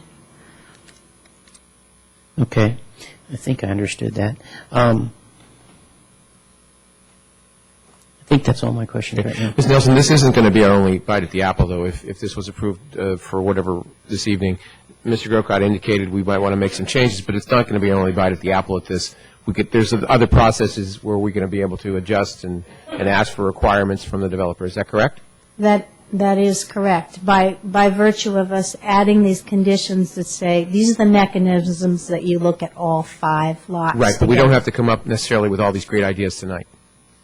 We do not. Okay, there will be other staff will input, and there will be other chances before this council as well as probably Planning Commission. Okay, I just want to make sure everybody understands. Though any direction you want to give us would be appreciated. Okay, all right. Any other questions, Ms. Nelson? I'm sorry, there is something I was thinking of before and I've forgotten, and that was simply that with a drainage plan, and I just want to get this out now because I don't want to forget about it, if we were to ask for a drainage plan from the developer, would we need to have it consider maximum lot coverage? Because they can certainly design homes that don't reach out to the maximum lot coverage for these lots, but someone could sell a house, someone else buys it, they add on, and then you've got impact that you didn't anticipate. Absolutely. The size of the house will be determined by a slope density related to our floor area threshold. Those houses would be approved by the RDRC, and a condition that says, decide what that is at the time. It would be important that this is the max of coverage that could be allowed, and that you want to make that determination through the master development permit, or the master development plan would be a wise idea. It would help RDRC also. So once approved, then these homes could not be added onto in terms of footprint. Yeah, that happens a lot in the areas that I showed was the planned community, actually, that Okay. we say in there what the coverage is, and people then want to enclose a porch, and we say you can't do it, so. Okay. Okay. I'm sorry, Mr. Mayor, I realize I did not, because the presentation is in 3 parts, talk about the annexation policies, and if you'd like me to review those now, I know there's a lot of public comment regarding those. I could quickly just switch to that slide and go through it quickly. Through the chair, that was going to be my question, so clarification from Ms. Nelson, and perhaps Mr. Lanzone on tonight's, where we are in the process, what previous council's action means to annexation, and what's within our scope of responsibility tonight. Quickly on the annexation policy, if you recall the map I showed that had the blue area with the little tiny lots and the green area with open space and other big parcels that are developable. Property to be annexed must be consistent with city general plan policies, and there are a number of policies you've read about, both in the EIR and many of the comment letters you have received. It's also within the city's sphere of influence. LAFCO, the state agency that drew those lines on the map, did so. Previous council said, yeah, this is in our sphere, and we want to put it in our general plan. Several weeks ago, you had that discussion when GPAC came before you about whether or not we would have a land use designation for our sphere of influence, and at that time, at that meeting, you decided you would not. You would remove the land use designation that you had previously. Previously, you had, and it will still exist till the general plan is changed, but the low-density residential with the lot size of 20,000 square feet. So additional annexation policies are that the property, in order to be annexed to the city, has to be adjacent to a city street, and so that graphic I showed you with the yellow line that moved, that's the part that's adjacent. It's contiguous to city boundary, which it is, the Kings and Queens Court, and all of that private, green, open space. Although it looks like it's undeveloped land, it technically is, because all the houses up on Crestview are the developed portions that have designated open space as part of their development. And in that regard, it's also substantially developed, which is another requirement. And it would meet the lot size requirement, but for the one small one or the one that's slightly less of the 20,000 square feet. And then there's been question about, well, how can you say that this is substantially developed? It doesn't look substantially developed. And at the time, in 2004, when that then council considered this, there were a couple other factors to make that conclusion. That the city staff, the local agency formation commission, and the county general plan all determined that the project is considered substantially developed area. Because the city is able to provide the full range of services, and it's located in an area that is developed with single-family homes adjacent to it, although there is that swath of green space in between. It's private.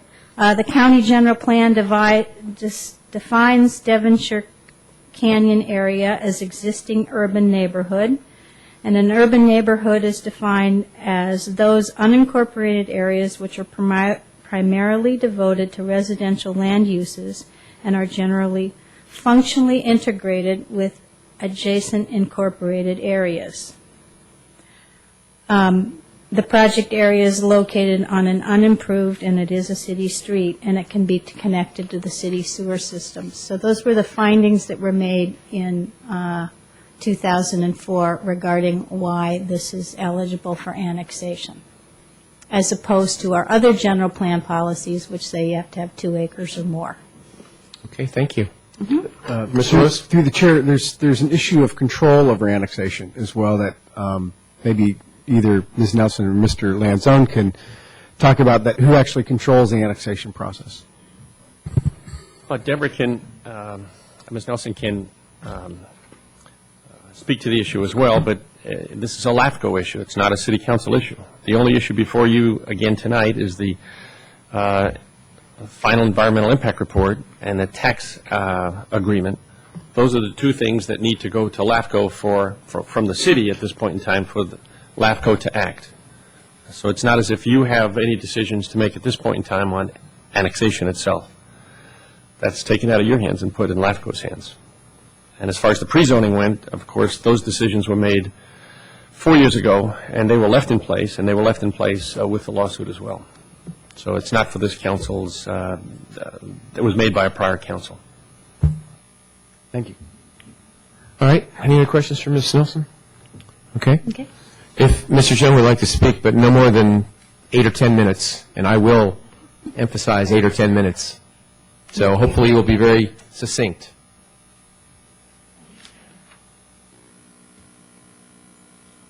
Can you do it in 8 or 10 minutes? I will just... You will. So pull the cane. You will. Pull me off. I will. I will. I will, Mr. Mayor. Trust me, I will.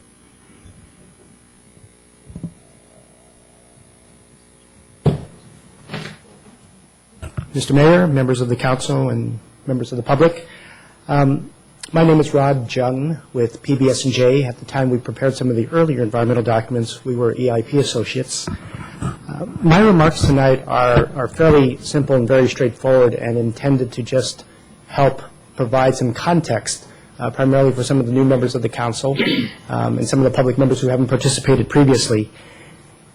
The first thing I wanted to highlight is that in terms of certifying the final environmental document, which is one of the action items before you tonight, you're really called upon as a council to consider 3 things. First, has the document been prepared in compliance with the California Environmental Quality Act?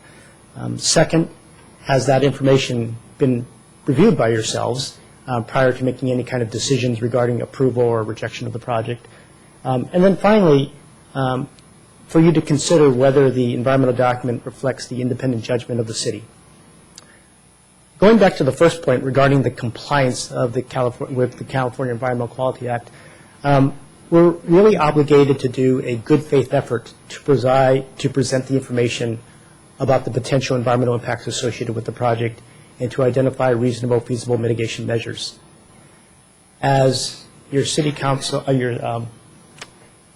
as Bob Lanzone has mentioned, there are grounds for recirculating a document if there's substantial new information that comes to light. So there are circumstances or events that were not in place at the time that the draft environmental document was done. So if new circumstances come to light, that's something for you to consider and to take into account on whether or not you want to go ahead and recirculate the document or to certify the existing one. Also, if there's a situation where the severity of the impacts is substantially greater than what was previously acknowledged, that provides you some additional food for thought about whether or not the document should be recirculated or the document should be certified. In terms of the level of detail in this focused environmental impact report, there have been a lot of questions, there have been a lot of comments regarding why aren't we specifying more precisely the impacts on drainage, the impacts on visual character for the area, on the biological impacts. CEQA really tells us that we need to take a look at the impacts that are ripe at the time based on the project application that's been submitted. The thing that we're looking at right now, the project that we're looking at, is an annexation process. It's a step within that process. We do not have a specific development application before us. So our ability to actually precisely identify how many different species of wildlife or plants or any of the other impacts that you've identified and have been raised as comments is a little bit difficult to do because it's basically open. That's why we crafted with the applicant's direction, where we received 2 different scenarios for how development could occur on the site. That gave us sort of a parameter or some bounds upon which to identify the potential impacts that could occur. So I just wanted you to be aware that the level of detail has to be commensurate with the level of the application before us. The comments on the draft EIR and on the responses to comments do get into a lot of detail, and they're really, really good questions and really good comments that all of us need to think about. We tried to recognize that a lot of those comments were very, very repetitive, brought up really important policy issues for the council, and so prepared a series of master responses which are contained in Section 3 of the final Environmental Impact Report. Those master responses are intended to try to address as best we can some of the concerns that have been raised by the community as well as yourselves.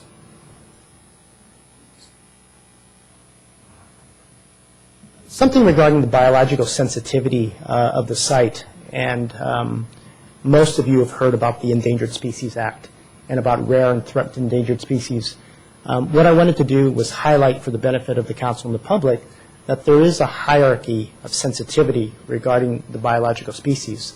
If you will, at the top of the food chain, you have those species that are specifically listed and protected by the Federal Endangered Species Act or the California Endangered Species Act. Those are the ones that are identified as endangered, and the endangered ones are the ones that are sort of on the verge of being extinct. Those that are threatened have the potential for going and becoming extinct given the current circumstances and the conditions and the trends that we're currently experiencing. So both of those types of biological species are very, very important and are recognized by state and federal law. Rare is also a category that's recognized by the State Endangered Species Act and is tantamount to being threatened. So there is a sort of a rare limit, a small limit in terms of where those different species can thrive. The state in the California Environmental Quality Act also requires that we consider any species that might be listed or proposed or considered candidate species to be regarded and treated in the same fashion as a species that's already listed. So if we have a species that's being proposed and being considered for listing, we treat that also as a high-level resource and something that a project could have a significant impact and trigger mitigation. Finally, there's a category that the state recognizes and the feds recognize as a species of special concern. These types of species may be bountiful, may be plentiful elsewhere, but in California, because of the range or because of the conditions, there's a potential for them to be considered rare. When you take a look at the California Environmental Quality Act, and I'll try to go quickly, when you take a look at the California Environmental Quality Act, there are certain environmental criteria that are used to measure a project's impact.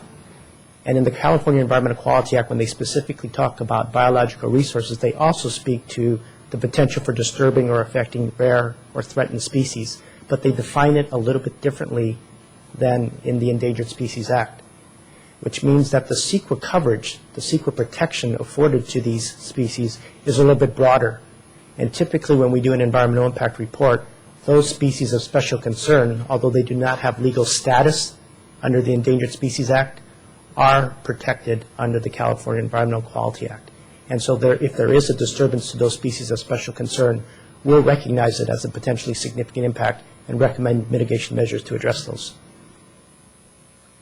In terms of the mitigation, there's a specific approach that we've had to adopt, again, because we don't have specific development plans before us. And so the mitigation approach really is geared towards the level of specificity in the project. The project is going to evolve. We're still going to be receiving plans. And what we've had to assume in looking at the environmental impacts of this project is that anywhere on this site could be developed. Even though we've received some development applications or development plans, some plot plans that show potential sites, we're not locked into those right now unless we impose conditions of project approval as we move forward. So there is the potential for impacts to occur beyond what's identified in those plot plans. And as time goes by, there may be additional species that wander onto the site. There may be additional arcuate bush mallow that grow on the site. And so we can't accurately predict and say the mitigation for this site right now should be this. It's pleasing it in time, and that's not appropriate. As a result, the mitigation approach and strategy is to say, at the time that development is ripe, when we're ready, the applicant is ready to move forward with construction, the applicant should be required to do a pre-construction survey and document at that time the extent of the species that are of concern. The mitigations that we've identified in the environmental impact report are broad enough and cover how best to mitigate those impacts, first on site and then off site. So regardless of how many species or numbers or the extent of the species that are identified at the time the site is ready to be developed, we have a mitigation framework that's going to allow us to make sure that those impacts are addressed and addressed to a less than significant level. A couple more minutes, Mr. Chairman. Okay. The last point I really have is that there are secret court cases that specifically say, given where you are in this development review process, if you don't have a specific development application before you, in order to be able to pinpoint the footprint of your impacts, you should be able to at least acknowledge what the mitigation strategy is. You should be able to identify the goal of your mitigation strategy. You should be able to identify the thresholds by which you're going to measure whether the mitigation is effective. And so the courts have said, we don't expect you to have a crystal ball and to understand how the site might actually get developed in the future, but if you have these different conditions applied to your mitigation, that's considered adequate mitigation measure as long as it's feasible. So, those are my few remarks. Thank you. Thank you very much. Any questions, Mr. Chairman? Yes, through the chair. Mr. Grocott? I think this is the man to answer this question. This is Bob. What's that? I can turn it to Bob. Okay. Now, this probably won't be popular with about half the people in the room, but I'm going to ask it anyways. You've talked about the environmental impact and these different species and so forth. And one of the species we're looking at, obviously, with this focused EIR is a wood rat, an animal that carries disease and can be a health concern in urbanized areas. And Deborah said the county recognizes this as an urbanized area, so we'll define it that way. Could we, as a council, the EIR right now, the draft EIR, is recommending these mitigation measures on this particular species. Could we, as a council, say, we really don't want that mitigation measure because we recognize this as, and I forget which level this animal is in the thing. It's a special concern. Yeah. Okay. So it's a species of special concern. Would we put ourselves in hot water as a city and as a council directing the city if we said we really don't want these mitigation measures because we don't really want to mitigate for this particular species? We, on the other hand, we might recognize it as a species of concern, but we also recognize in an urban area it's a species that if you come in contact with it, you could get, this or that disease. And in fact, I think when they move these species around in mitigation measures, they come out in, some garb that's pretty protective. Could you speak to that? Sure, I'd be happy to. Let me go ahead and frame the response primarily from a CEQA perspective.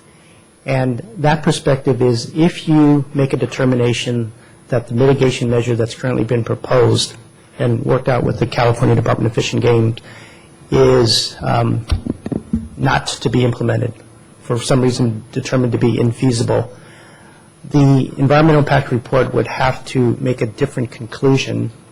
That conclusion would be that instead of having an impact that could be reduced to a less than significant level, that the impact would remain significant and unavoidable. Again, because of that same threshold that we're following, that this would be a California species of special concern that would be adversely affected. So without the benefit of that mitigation measure, the declaration in the environmental impact report would be that you have a significant unavoidable impact. In order to move forward with the project, then the city council would have to go ahead and adopt statements of overriding considerations. And in that perspective, you would be saying that we understand that there are significant unavoidable impacts associated with this project, that being the damage to the wood rat. However, we as a council believe that there are community benefits that outweigh those significant unavoidable environmental impacts. and those community benefits can range from politico to fisco to neighborhood to whatever. No, that's the answer from a CEQA perspective. Thank you very much. Okay. Any other questions? Mr. Lewis? Yes, please.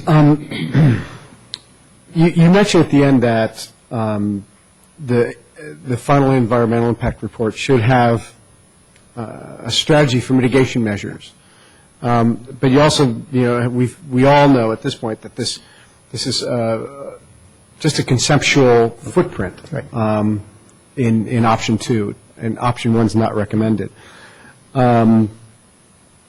But how would one come up with a mitigation strategy for, things like the riparian habitat impacts, the hydrology and flooding impacts, the geological impacts?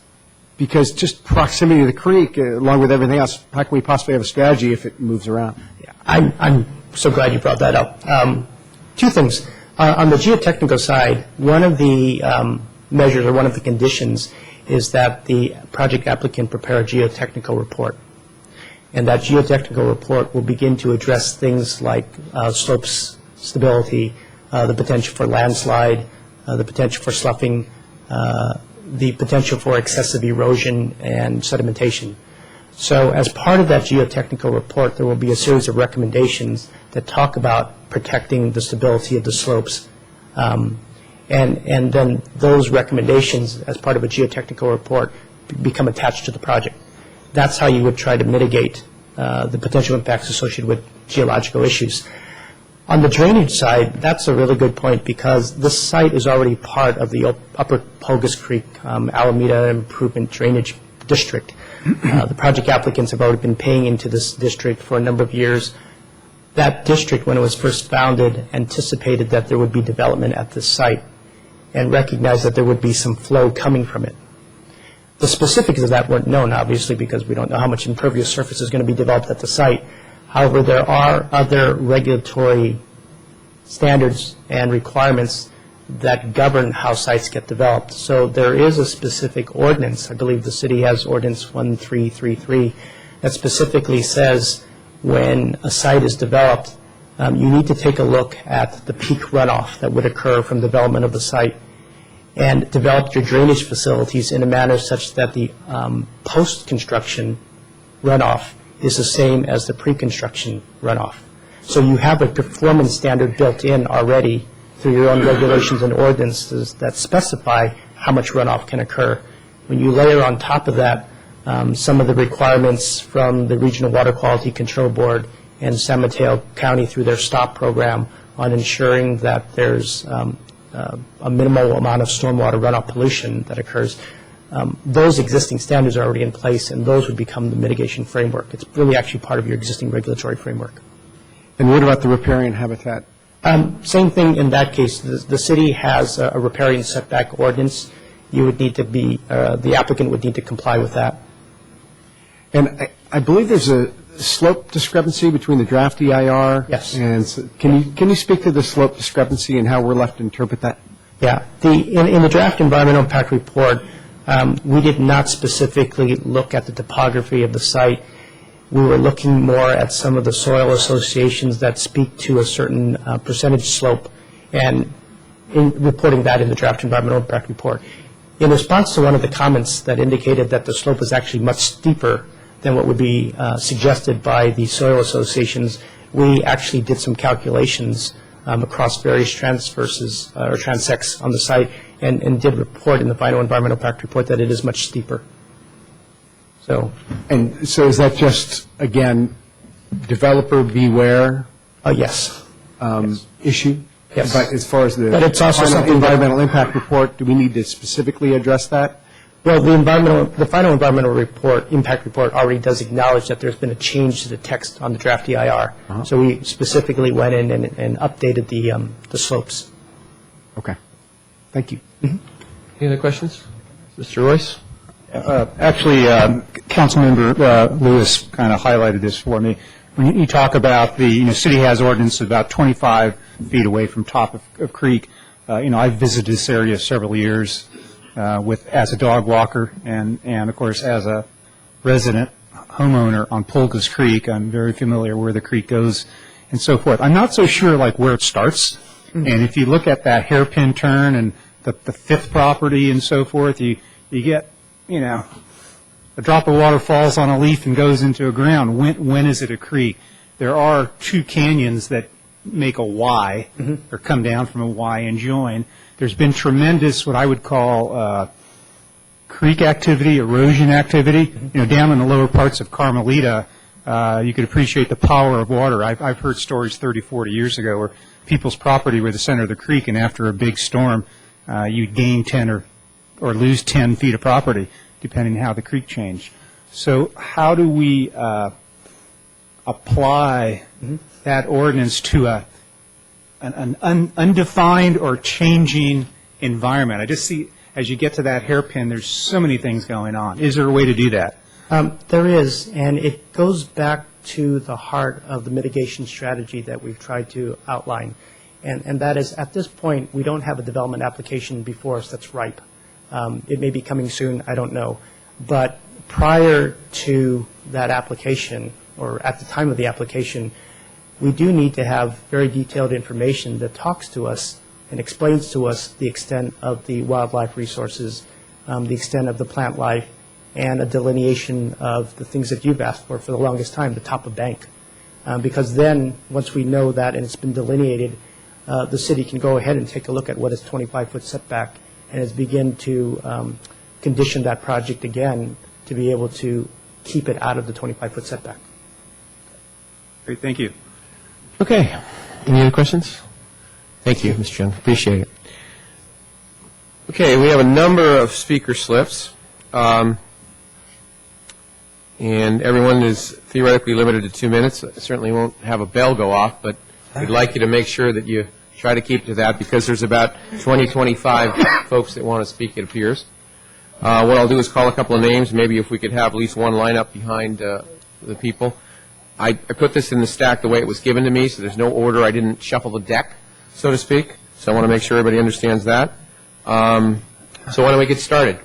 And if there's any other folks that would like to speak on this issue, if they could hand in slips up here, that would be great. And we will, what is it, Bob? When we speak, are we supposed to be addressing all three of the resolutions that are before us tonight? We're on 9A right now, Bob. So 9A. Okay, thank you. Yeah.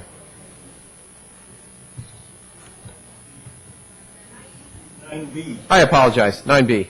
I'm sorry. I lost my alphabet here. I apologize. 9B. Sorry. Okay. Are we ready to go? Why don't we get started? Mr. Mayor? Yes, Mr. City Just Attorney. from staff standpoint, I mean, you're still your meeting, but... Excuse me, Mr. City Attorney. I can't hear you. Sorry. I did.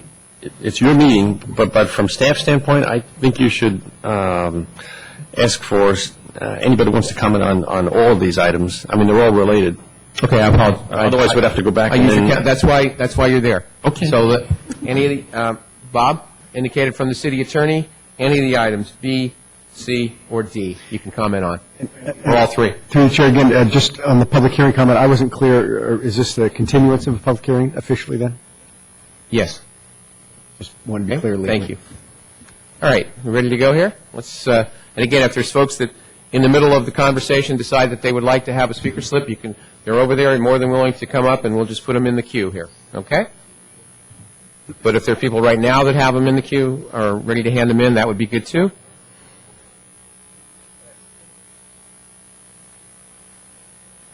That way we won't distract the speakers when they're here.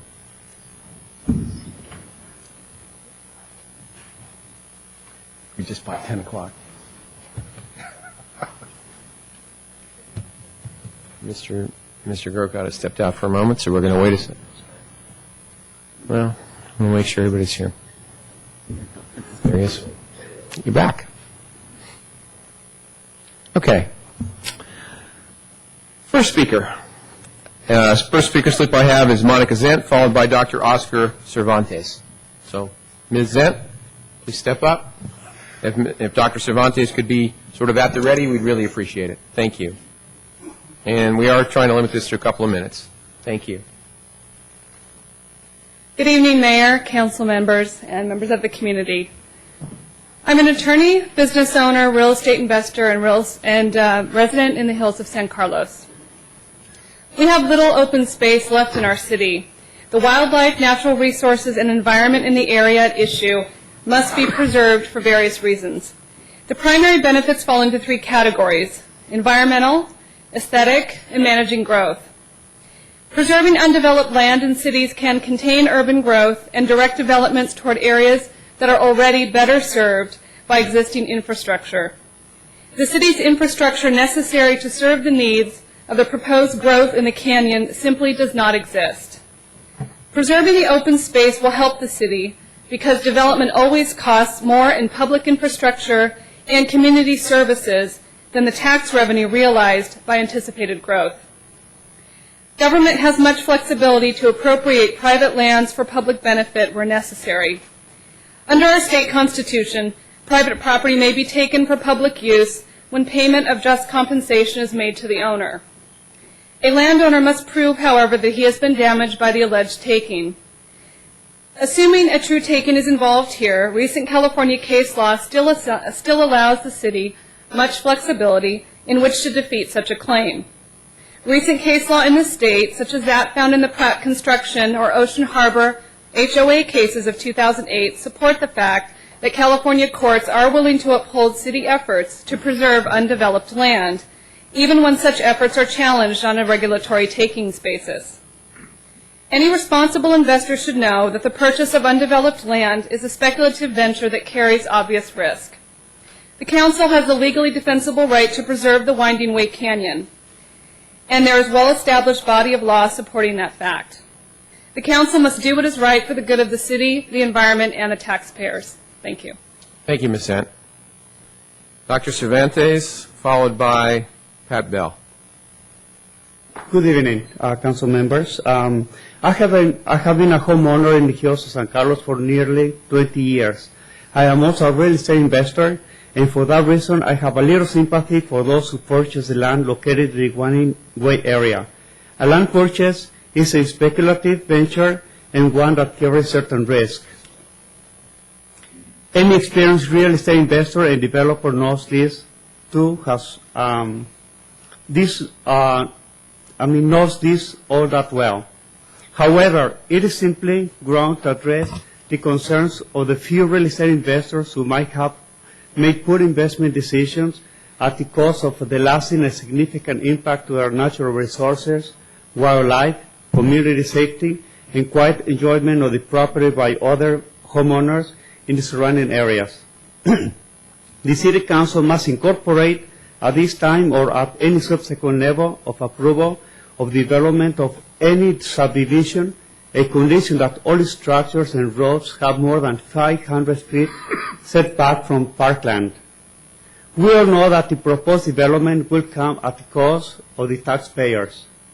The proposed development will also compromise human safety and increase traffic congestion. All these surrounding streets are becoming increasingly congested and dangerous. Drainage and erosions are also major issues. Planning for parks and preserving open space is consistent with both the city goals and what local homeowners want. Allowing the Winding Way development is not. It is our hope that, as a councilman, you will do what is right for the city, the taxpayers, and the environment. Thank you. Thank you very much. Pat Bell. All right. Thank you.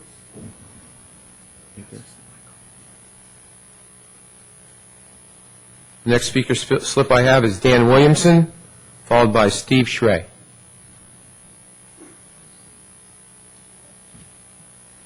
And if you could, for the record, since we have to keep a record of this, if you could state your name and the city of residence. Thank you. Mr. Mayor, Councilman, I'm Dan Williamson. I'm at 357 Devonshire Boulevard in San Carlos. I am speaking to item D, the annexation. In the original, in the Hillside Ordinance or your 18 1824 low-density, single-family resident district. During the Lanza Rosa Flora, the predication on the lot size was 2 acres for this slope percentage that exceeds 35%. In this document from the staff report, Winding Way, January 13, 2003, it lists all of the lot areas as 30% to 50%. And where I'm leading to on the annexation, would we be having this conversation if those lot owners had purchased sewer connections from the Devonshire property or the Devonshire Sanitary District? Would that fall under the city council, or would that fall under county permits? The county owns it now, so it'd have to be in, I would imagine, you have to come out before we do. The reason for that is you have a pending sewer rate change. We in Devonshire Sanitary District have already had a rate increase that you're showing a rate increase for a residential unit of 6.5%. The Devonshire owners have all gone through a rate from taxable year 2005 to 6. Our rate was $404, and it stepped up. It is now $700 for an equivalent lot. So I feel that I'm being discriminated against in that our sewer charges are going up, and there's no mention anywhere in any of these documents about the Devonshire Sanitary District. It does in the early documents from... Mr. Williamson, could you sort of wrap it up, please? In the early documents, it states the Devonshire Sanitary District is part of the connection between the new development and the city of San Carlos. And is the Devonshire Sanitary District going to be paid any monies for these houses or sewer connections? Couldn't answer the question yet. We're not even there. Thank you for your comments. Steve Schrey, followed by Robert Cooey. Thank you. My name is Steve Schrey. I live in unincorporated San Carlos in the hills, Devonshire Canyon. Mayor Grisilli, council members, City Manager Weiss, city staff, I'd like to thank you all, Mr. Lanzone, for working with us on the project. I'd like to thank the staff for giving us a voice and truly allowing us to speak thoroughly about the issues in front of us. We're here to support the city and staff. We've done exhaustive analysis and written commentary in advance. We're paying for our own legal reviews, and we're doing it out of our pocket without any financial gain. We're doing it for the interest of our community. A little background. 6 years ago, a plan to fill in the creek, clear the land, and build 5 homes and possibly a vineyard was proposed. And the Devonshire Canyon Open Space Alliance was formed by residents to be the watchdog for a process and role that the city, in our opinion, was not really performing. In 2004, we filed a lawsuit because staff wouldn't listen. I appreciate that staff is now listening. The property rights, Mr. Doble, are not development rights. You have paid, as stated, around $950 a year for your property taxes. Mr. Schrey, yes. You could address us. I'd appreciate that. Thank you very much. Thank you. And not anyone in the audience, please. Thank you. We would be happy to pay that $950 a year in perpetuity to have that be open space. It would be a privilege.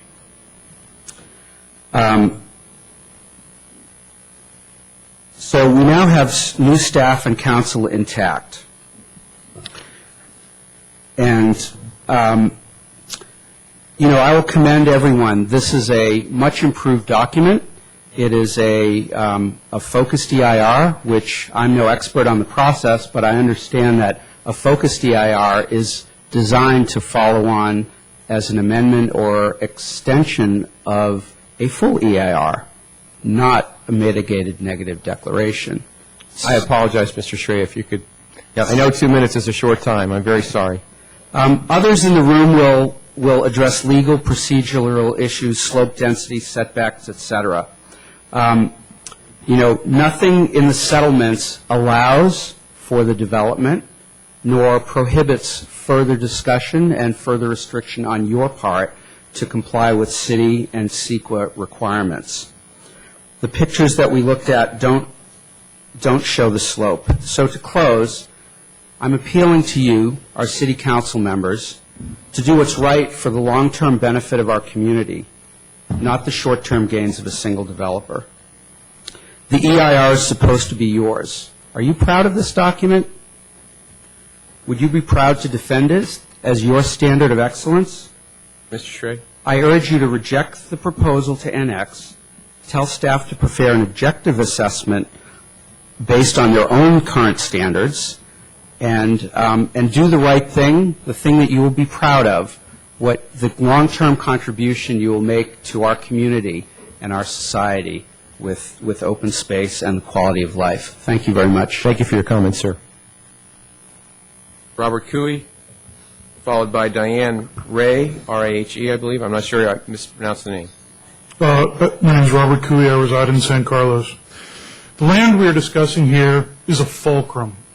In a physical sense, it is a collection point for multiple river tributaries within Devonshire Canyon. Runoff from land around the ring of the canyon top merges here in this steeply sloped catch basin, and whatever cannot be absorbed by the canyon itself pushes downstream into Pulgas Creek. The proposed development would reduce the canyon's ability to process water precisely in a place where that ability is needed the most. This land is also a fulcrum in a legal and strategic sense.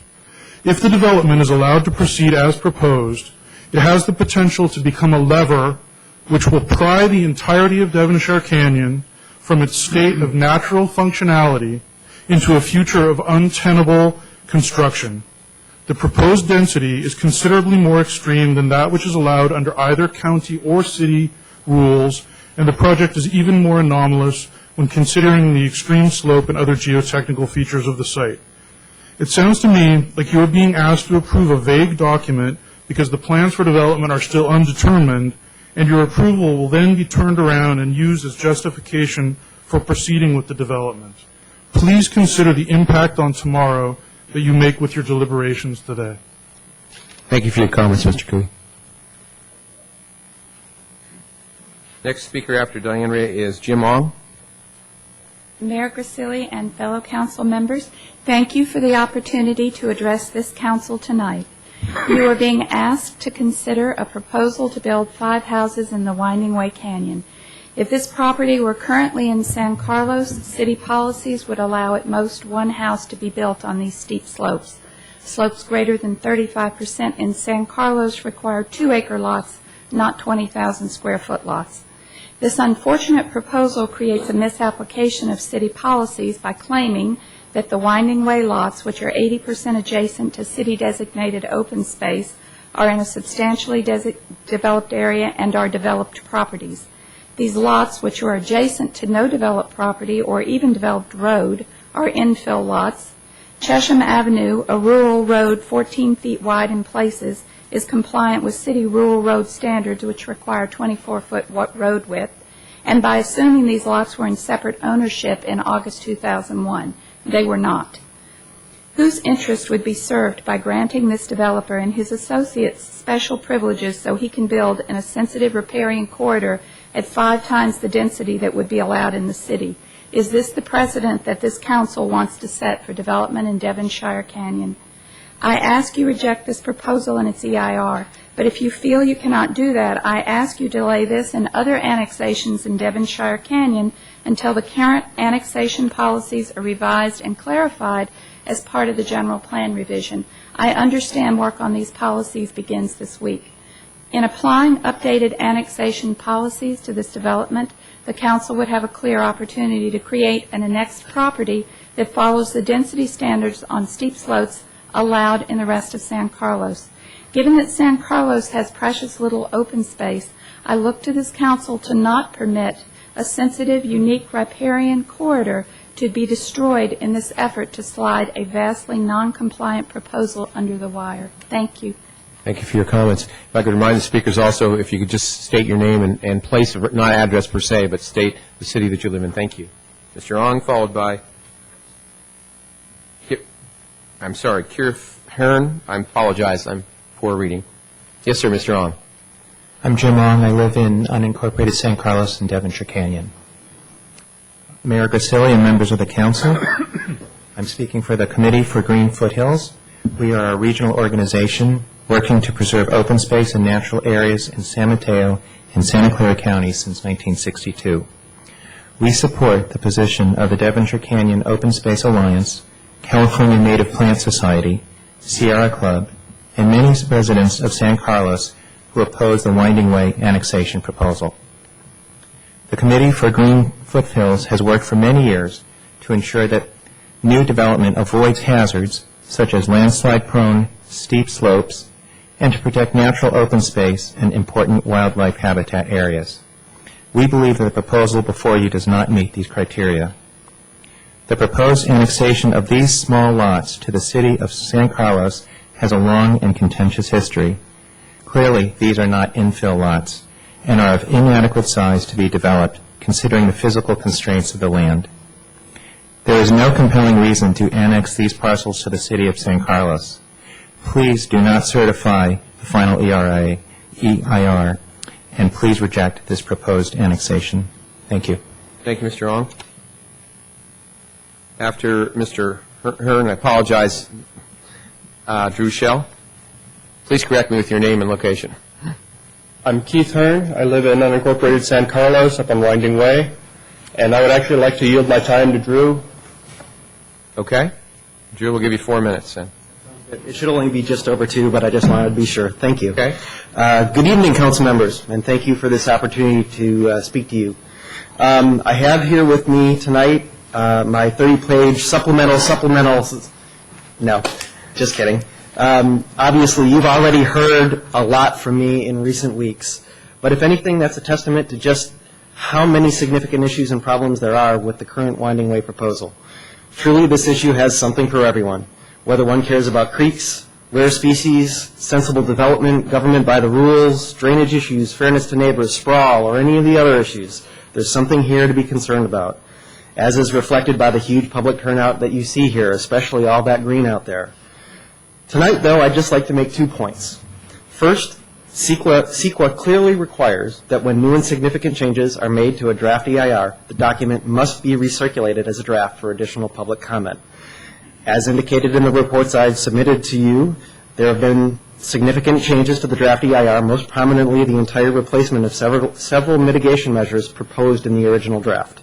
As a result, this flawed document really shouldn't even be on the agenda for tonight, let alone be considered for certification, in the words of CEQA, as the independent judgment and analysis of the city.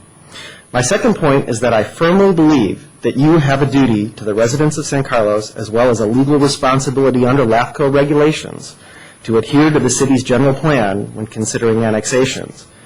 The general plan isn't simply a discretionary document which can be waived or reinterpreted as one sees fit. It is, in fact, the foundational document for our city. In a way, it's our Constitution. And it is incumbent upon you to uphold the general plan to the greatest extent possible. Finally, there's a commonly used refrain that developers often have deep pockets for things like attorneys and consultants and legal defenses. On the side of the public, we don't necessarily have such deep resources. What we do have is passion and conviction and our faith in you, our elected officials, to act for the good of everyone. It is you that we look to tonight to look out for the best interests of the rest of us and to exercise your duties and discretion by properly applying the policies of our city for the benefit of all its residents. Thank you for your time and consideration. Thank you, Mr. Schell. The next speaker is Robert Truitt, I apologize again. I'm not very good at some of this reading. Followed by Heidi Skentra.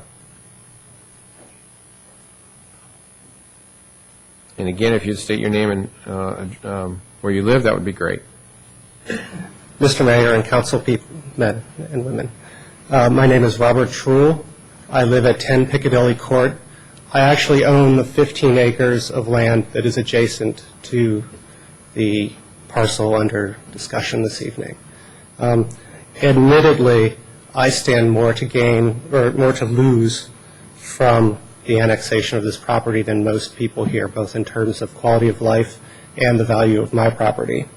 However, as my property looks down on Devonshire Canyon, I'd like to attest to the numbers of people that walk their dogs, their children, and generally recreate on the fire road down below. Further, I'd like to point out that in this portion of Devonshire Canyon, there is a lack of safe streets. As the father of 2 children, I worry whenever my children walk along these streets down in Devonshire Canyon that have no sidewalks. This proposal actually calls for a very narrow road that's twisty, but also does not have sidewalks. So it does nothing to help the situation, but further exacerbates it. Finally, by way of analogy, let me say that I grew up in a suburban city that was very much like San Carlos, both in size and scope. The one thing that it has, well, 2 things that it has different from San Carlos is, one, it is nearly fully developed, which is not a good thing.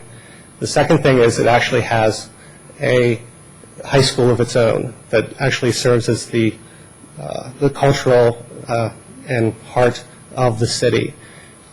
A city council long before this one decided to give away that heart of the city to developers to develop into a subdivision.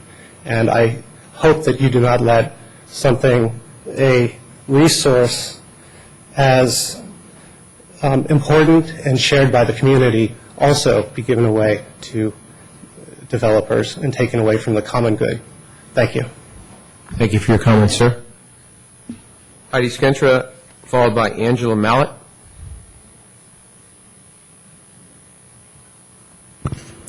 Honorable Mayor, council members, my name is Heidi Skrenta. I've lived in San Carlos for 7 years now. The first 5 of those years I lived on Winding Way. You've heard many arguments for why this proposal for annexation and development doesn't comply with many of our city policies. And I agree with all those things, and I would urge you to not certify this EIR. But I would just like to add, as somebody who lived on Winding Way, a few personal notes from somebody who did spend 5 years there. Driving on that road every day can be very stressful. One day I got stuck behind a delivery truck, and I was sitting on the road for 15 minutes, and so my son couldn't go to his karate class that day. Narrow roads do affect people's lives, and is that what we want to do? We want to add more of that kind of thing to our community, or would we rather, as is mandated by the state of California, add more higher density houses near transportation corridors? And when we do that, we should preserve the undeveloped areas so that all of the people and the increased number of people who will be living in our city then places to go and enjoy nature in our own city. Thank you for your consideration. Thank you for your comments. Angela Mallett, followed by Bob Black. Hi, my name is Angela Mallett, and I live in San Carlos. I'm concerned about the disturbance to the dusky-footed wood rat and the bush mallow. This area, of which this site is a large part, sustains a viable wildlife habitat, unlike many of the other development sites that are proposed in San Carlos. It's a very unique site. The dusky-footed wood rat is listed as a species of special concern, and it's not so much like a city rat. It does live in its own little kind of house of twigs and prefers that to living in people's houses or near us. The bush mallow species occurs at a very few other locations.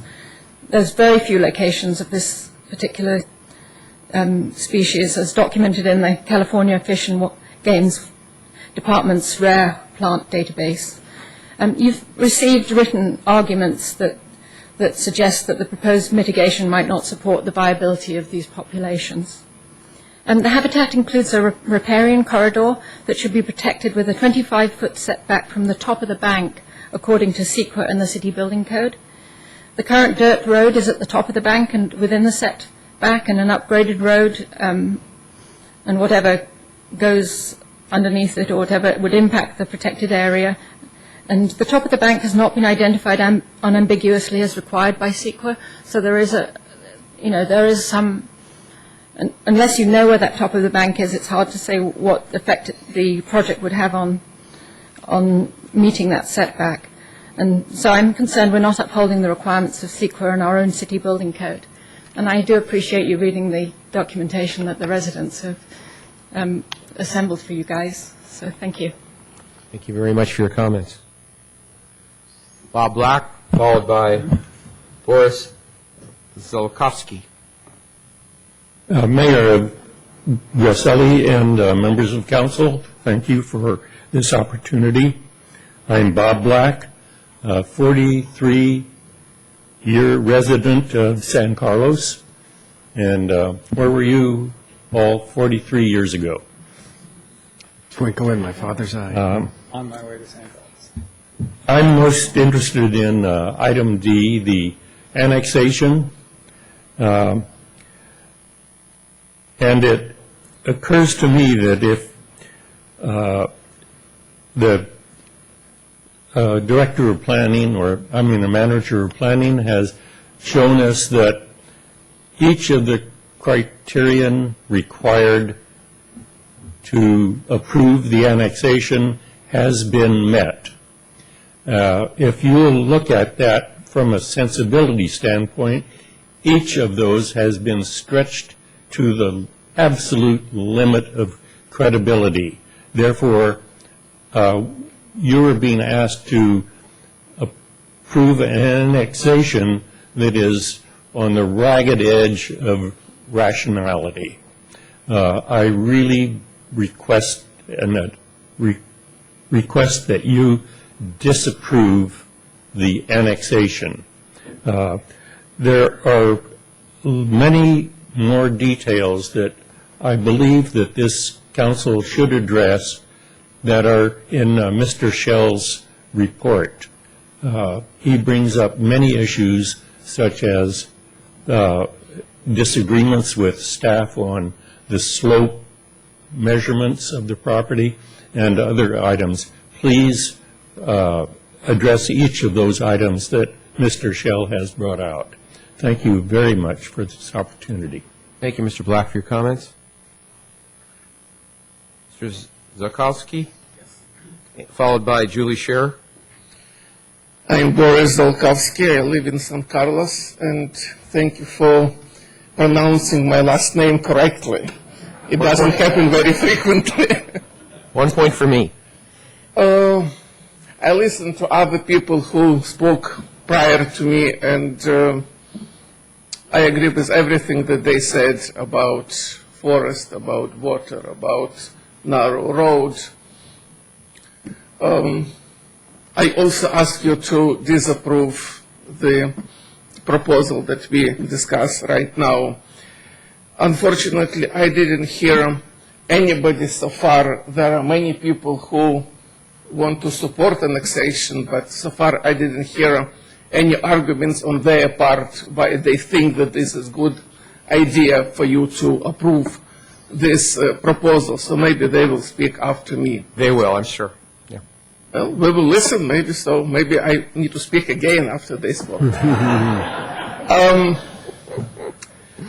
We saw many slides on this screen, but I like one slide the most. Did you remember this beautiful green forest on this slide that this lady showed us at the beginning of her presentation? And I ask you, please imagine huge trucks in the middle of those trees, in the middle of this forest, that take all of those trees away and bring different materials that is necessary for construction of 5 houses. Please think about deers. They will run away from this place. They will not live in this area where construction trucks come every day from 8 a.m. to 5 p.m. People who live in area will suffer from noise, from different inconvenience of development. So please think about them when you make your decision. People use this area for their pleasure and for their health. They walk their dogs, they run, they hike, they participate in different sport activities, and I think this is not fair to take this area from them. Okay. So please take this in consideration and remember this beautiful forest on the screen that will be destroyed very soon. Thank you, Mr. Thank you. Sikowski. Thank you very much. Julie Scheer, followed by Ken Benner. Mr. Mayor, councilmen, city staff, and fellow citizens, thank you for the opportunity to speak with you. I'm Julie Scheer, and I live in San Carlos at 153 Palm Avenue.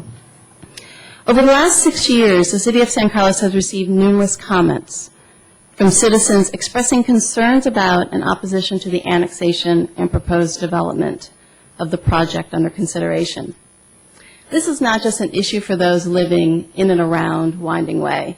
Citizens from across San Carlos, from the east side to Devonshire, from White Oaks to Arundel, have consistently demonstrated that they care about preserving our natural areas at and around Winding Way and preventing inappropriate development in our hillsides. For the public record and for your reference, I'm submitting 2 documents tonight showing the depth and breadth of the comments expressed of demonstrating concerns over this project. One document is a petition with 100 signatures in opposition to the Winding Way annexation and development. This is a petition that has been circulated within the last week, and we have acquired 100 new signatures. The second is a document where I've collated 221 residents and 4 organizations who have expressed concerns over and opposition to the Winding Way project. The 4 organizations, as you've already heard, are the California Native Plant Society, the Sierra Club, the Devonshire Canyon Open Space Alliance, and most recently the Committee for Green Foothills. I'd also like to talk about one of the comments that arose as I was walking my neighborhood talking to my fellow citizens and neighbors around Winding Way. They were concerned that if the properties that are being annexed here were already in the city, that the proposed development would violate the slope density requirements. Many of them actually live on hillsides, and they have to abide by city policy requirements and restrictions in remodels and in development.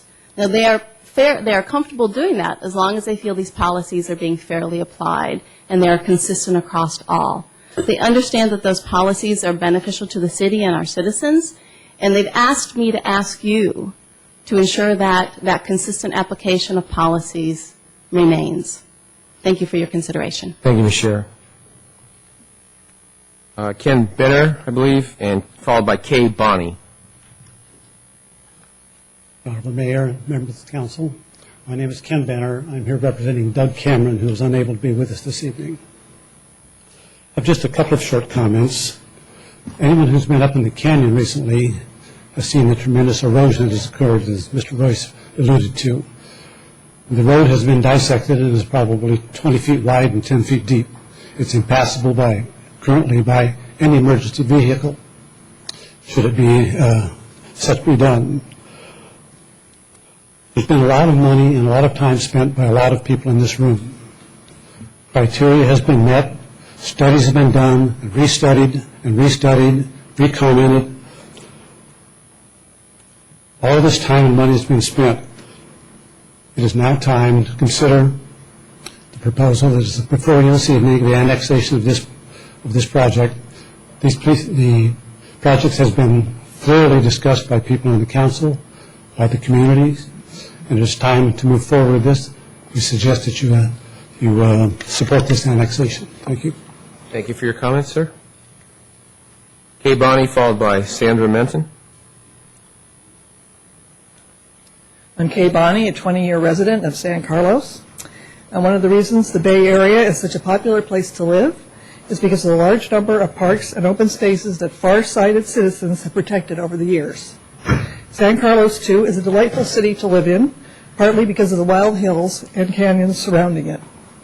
For this reason, I urge you to oppose annexing and developing the remaining open space in Devonshire Canyon at the end of Chesham Avenue.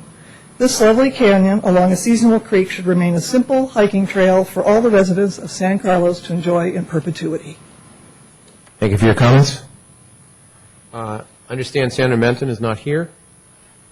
Robert Stafford, followed by Suzanne Emerson. Good evening, Mr. Mayor, members of the council. Really, when you think about annexation, what you're really asking is, what is a sustainable community? I think this evening you could probably put on the endangered species list developers, people that provide jobs, infrastructure, the ability to employ people, the ability to build our tax base. We don't have to look too far but to Portola Valley to see an example of how you can integrate housing in a sustainable fashion. Portola Valley hasn't melted away. Rather, I think it has the highest per capita of attorneys on the peninsula, yet it has the most sensitive approach to development. Riparian rights, habitat restoration, native plants coexist with another species called humans. It works well. Much of what we look at in this dialogue is counterintuitive. Who are the biggest saviors to the wildlife? Typically, it's hunters and developers. When you look at that canyon, what you really see is an opportunity as a community to come together and to integrate in these forces. It's easy to say what you're against, but I think it's more important for the people to say what they're for. When you look behind me, you see these are all great people. But they're great people that are splitting much the way this country split into red and the blue states. And I think President-elect Obama has got us in the right direction, which is we need to come together or else we're all black and blue. These gentlemen, who I don't know, have been tortured through this process.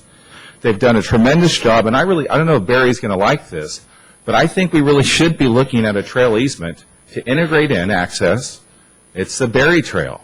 And this is a tremendous opportunity to take community building to a new level. There's examples up and down the peninsula that shows that we can do this.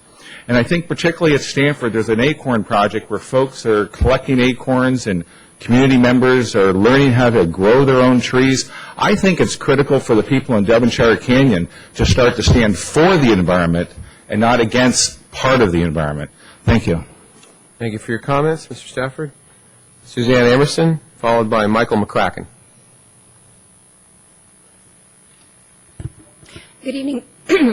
Good evening, Suzanne Emerson of the City of San Carlos. I represent the environmental community on the General Plan Advisory Committee. I have personally reviewed the project materials, and I believe that the current version of the General Plan does not support the annexation proposal for these lots. Among other reasons, these lots are not sized properly to conform to the General Plan's slope density requirements, and the annexation would violate the current land use goal of restricting residential uses in the western side of San Carlos to the existing city limits. Land use goals and policies of the General Plan are about to be reviewed by the General Plan Advisory Committee at one meeting later this week and another meeting a week after. I think that if the City Council is not inclined to now recommend to LAFCO that they deny the annexation request, that the City Council might wish to consider delaying their evaluation of this issue until after the GPAC and the rest of the community has had an opportunity to provide their further input on annexation policies.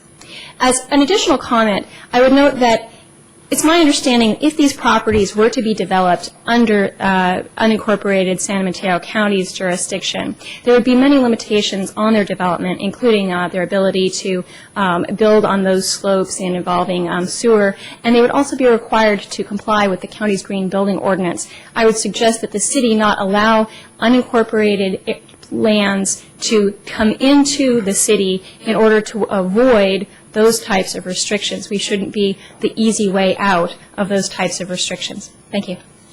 Thank you for your comments. Michael McCracken, followed by Joe Ravella. Good evening, Mr. Mayor, members of the council. My name is Mike McCracken and Byers of San Mateo. I represent the owners, Bob Dobell and Ron Grove, who are here tonight, and they're going to speak also.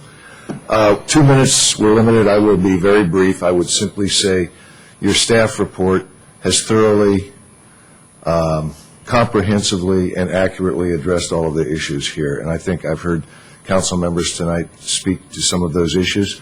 First of all, I want to be clear. The conditions that have been imposed are acceptable. The option 2 is certainly an acceptable approach here. As the staff report says, and as the law provides, and as I discussed in my November 25th letter to you, where I went through all of the issues, these have all been addressed in the past. Echoing an earlier speaker, enough is enough. We've had enough time spent on this thing. It's been since 2002. We've had enough money spent on it. The owners have paid horrendous amounts of money, and I suspect the city spent a few bucks on this too, and we've certainly had enough process. This thing has been processed to death. It's time to come to a decision. All of these issues have been addressed. The opponents, I've heard tonight, want the second bite at an apple. There was a lawsuit in 2004. It was settled in 2005. All of these issues were embodied in that settlement, which were embodied in a decision of this city council 2 years previous to that. There's only 2 issues. The wood rat and the bush mallow, and are they being properly addressed by the biologist and the biological reports? And I submit there's overwhelming evidence that that's the case. Not one speaker I've heard tonight in opposition to this has offered any evidence whatsoever rebutting what the staff report, what your legal, what your planning staff report is determined, and what this council 4 years ago determined. And I would ask that we look at the impacts here, the real impacts, the real world impacts. We're talking 5 homes. And this council has, within its full jurisdiction, the ability to design those homes, to approve the design of those homes. All of these issues that we've heard now are reserved. There's no divesting of your jurisdiction whatsoever by an annexation decision tonight. Thank you. Thank you, Mr. McCracken. Joe Ravella, followed by Bob DeBell. Okay. Thank you. Bob DeBell, followed by Scott Phillip. Mayor Roselli, council members, staff. First, thanks for going through piles of documents over the last few years. I think Matt Grocott is the only council member that's still left. I believe there's been 5 mayors to hear this project. Comments by the opposition is why aren't our people here tonight? Our people were asked to come and support. They were asked to look at the environmental document, and that's what we were trying to stay focused on. We've done that. What the opposition did not tell their constituents is that we paid their attorney $35,000 to settle in good faith. I don't think they put that out to their constituents. I don't think they have integrity or decency on their part to share with their people that they're bringing back to this committee and not directing them properly. Mike said enough is enough. We've spent over $30,000 now mitigating a rat and the bush mallow, where the county down the road is poisoning these animals. And here we are trying to relocate them. So what's going on? What's wrong with this picture? This is crazy. We spent a tremendous amount of money. We've played by all the rules from the beginning of our application up until now. And it really is time. It's time to bring this matter to a head. Enough is enough. Thank you. Thank you for your comments, Mr. DeBell. Scott Phillip, followed by Ron Grove. Well, Mayor, Council, staff, Scott Phillip, third-generation San Carlos resident. And Bob, Mr. Black, to answer your question that you asked earlier, where was I or where were we 43 years ago? Sir, Mr. Phillip, please speak to us. I was actually, 43 years ago, I was actually right down the street from the development. I grew up on Phillip Lane and very familiar with the area, built 3 homes in the area. And obviously I'm in favor of the staff looking at, and council looking at the 2 issues regarding the bush mallow and the dusty-footed wood rat. And just to touch on Mr. Grocot's comments earlier with the, he thought that he might upset 50% of the people here with the, how dangerous the wood rat would be to be removed and what disease it carries. I probably think you might have seen how the response of the people that were in favor of the annexation, there was probably about 80-20, so you might have just upset about 20% of the people. But in my opinion, I think the San Carlos SWAT team could have some equipment to help you get the rats out of there and mitigate that process. So let's get them out of there. Let's get this going. And I'm in favor of the annexation. Thank you. Thank you, Mr. Phillip. Ron Grove, followed by Chris Maffei.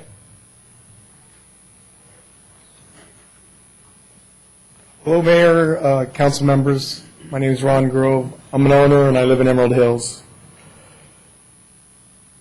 We are here tonight to discuss the dusty-footed wood rat and the bush mallow and also the tax exchange.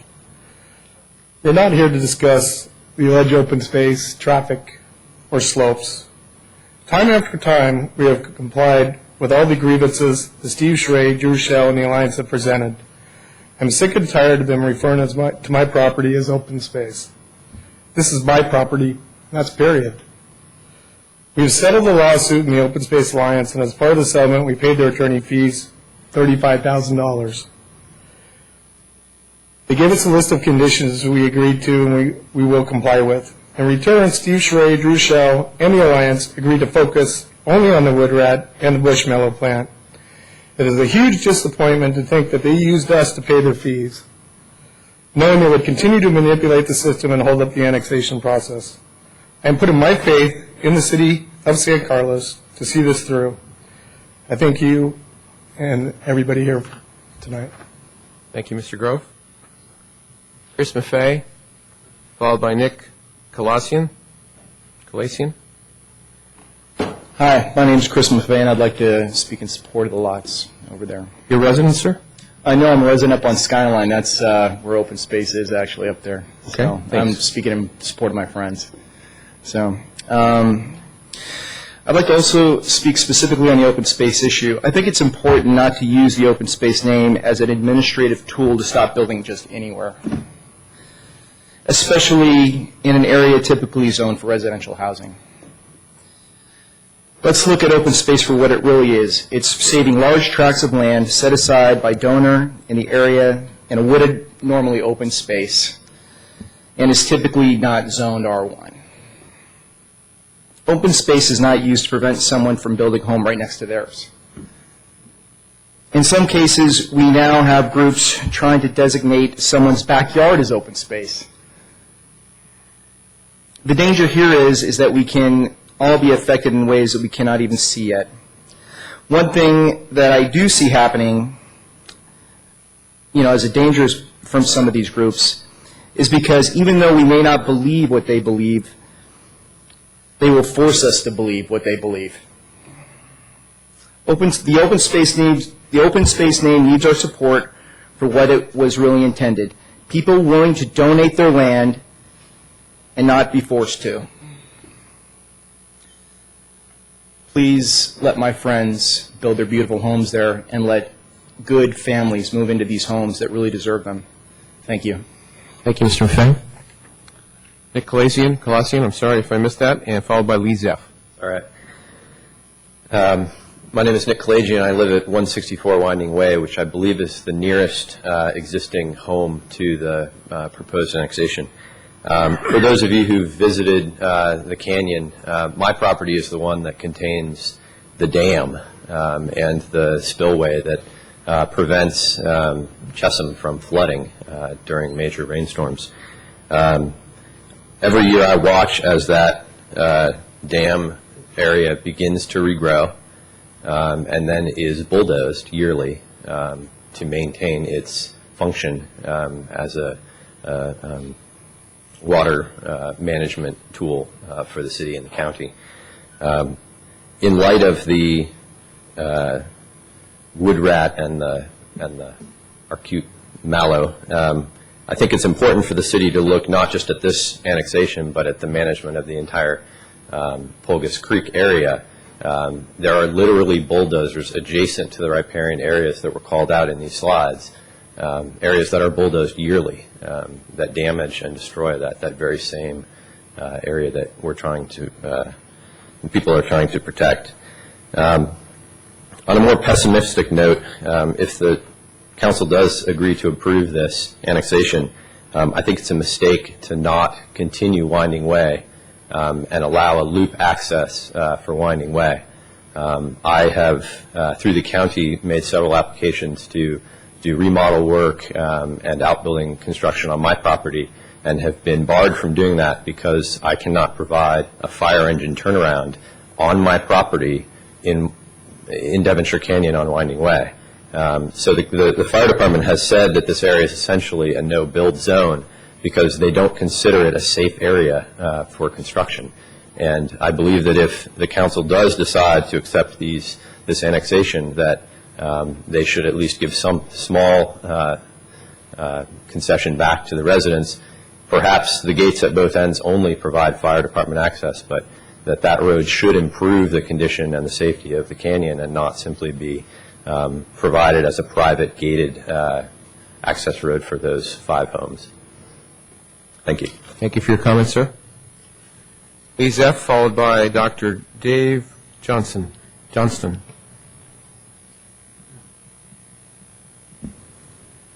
Hi, I'm a 30-year resident. I'm Lee Zeff of San Carlos. I live by the gate at the top of Winding Way. I see all the people going by with their dogs and their kids, having a good time.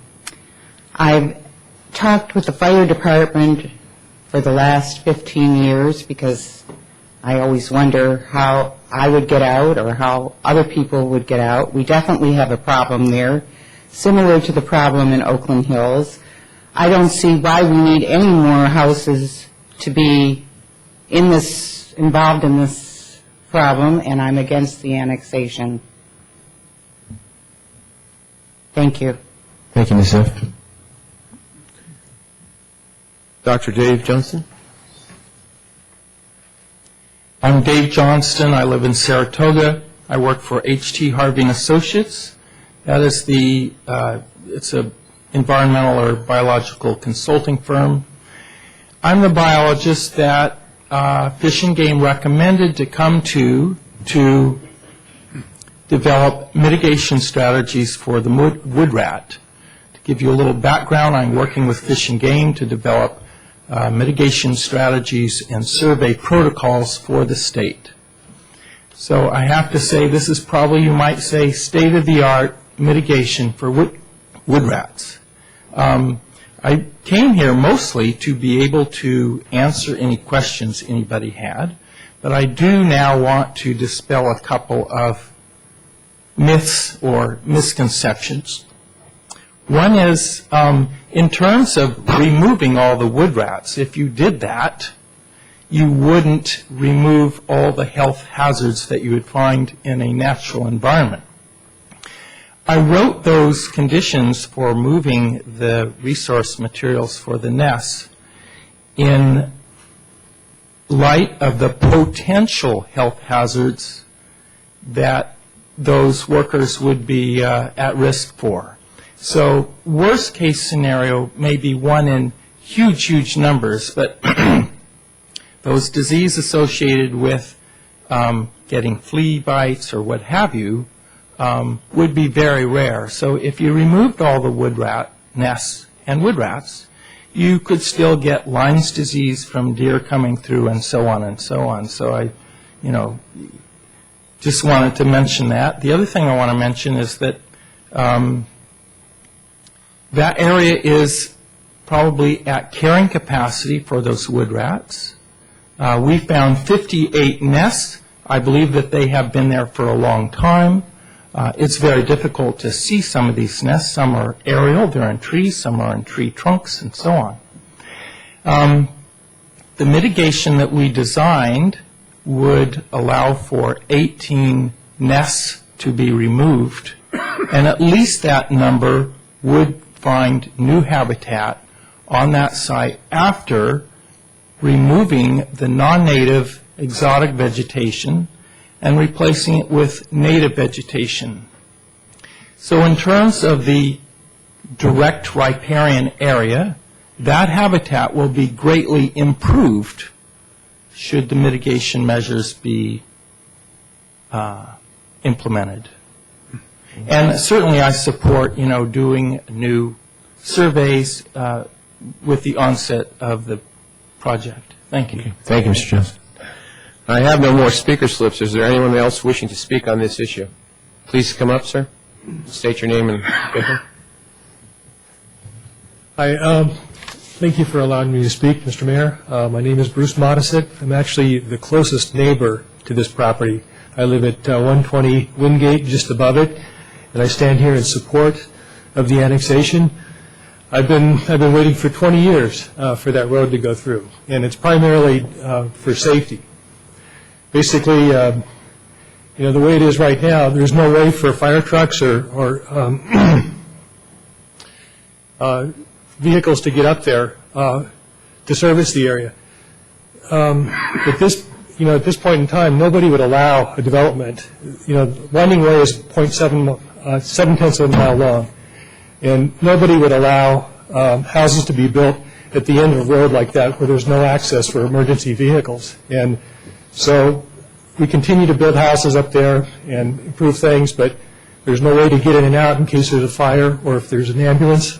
I've lived there since 1985 on Winding Way, and I've seen that road blocked, for half a day on many, many occasions. And it's not just it's not if it's going to happen, it's just when. Basically, there's going to be a truck jackknifed up there at some point, and there's no other way to get up there. Similarly, I was there in 1989 when the fire came through, and it was a mess. And it's just going to happen again, and you're going to have loss of life, and you just need to remedy this. This is actually surrounded by a city, and if there are houses built there in the density that has been described, it's still going to be a very nice place to walk your dog.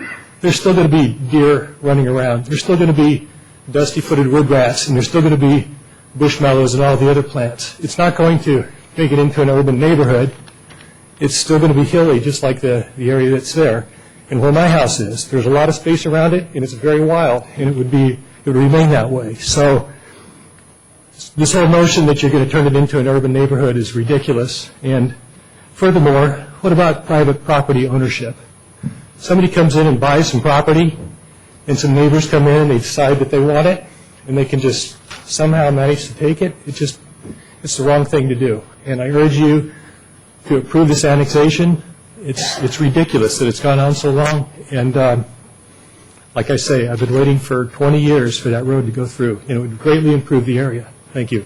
Thank you for your comments, sir. Could you pass the slip up here and to the city clerk, please? Thank you. Anyone else wishing to speak? Okay, do I have a motion to close the public hearing? So moved. Second. Moved and second to close the public hearing. All those in favor? Aye. Okay. Gentlemen, is there a consensus to take 5 minutes? Please. Yeah. We're going to take a 5-minute break. Good idea. Good idea. Nice job.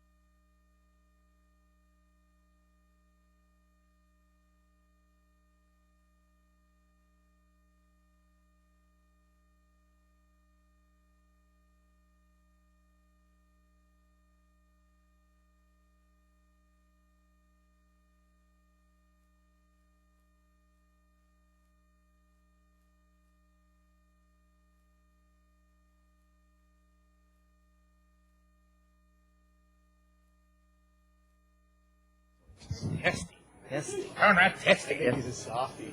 I don't know, man. Hey, should have given him that big Not one. a lot of action. Jeez. A lot of people running over the 2 minutes. Good, no kidding. Oh, I got plenty of Wow. I thought he was going to get a little faster with the gavel. Giving a lot of line out there. Okay, if everyone, again, would please have their seat. We will get restarted.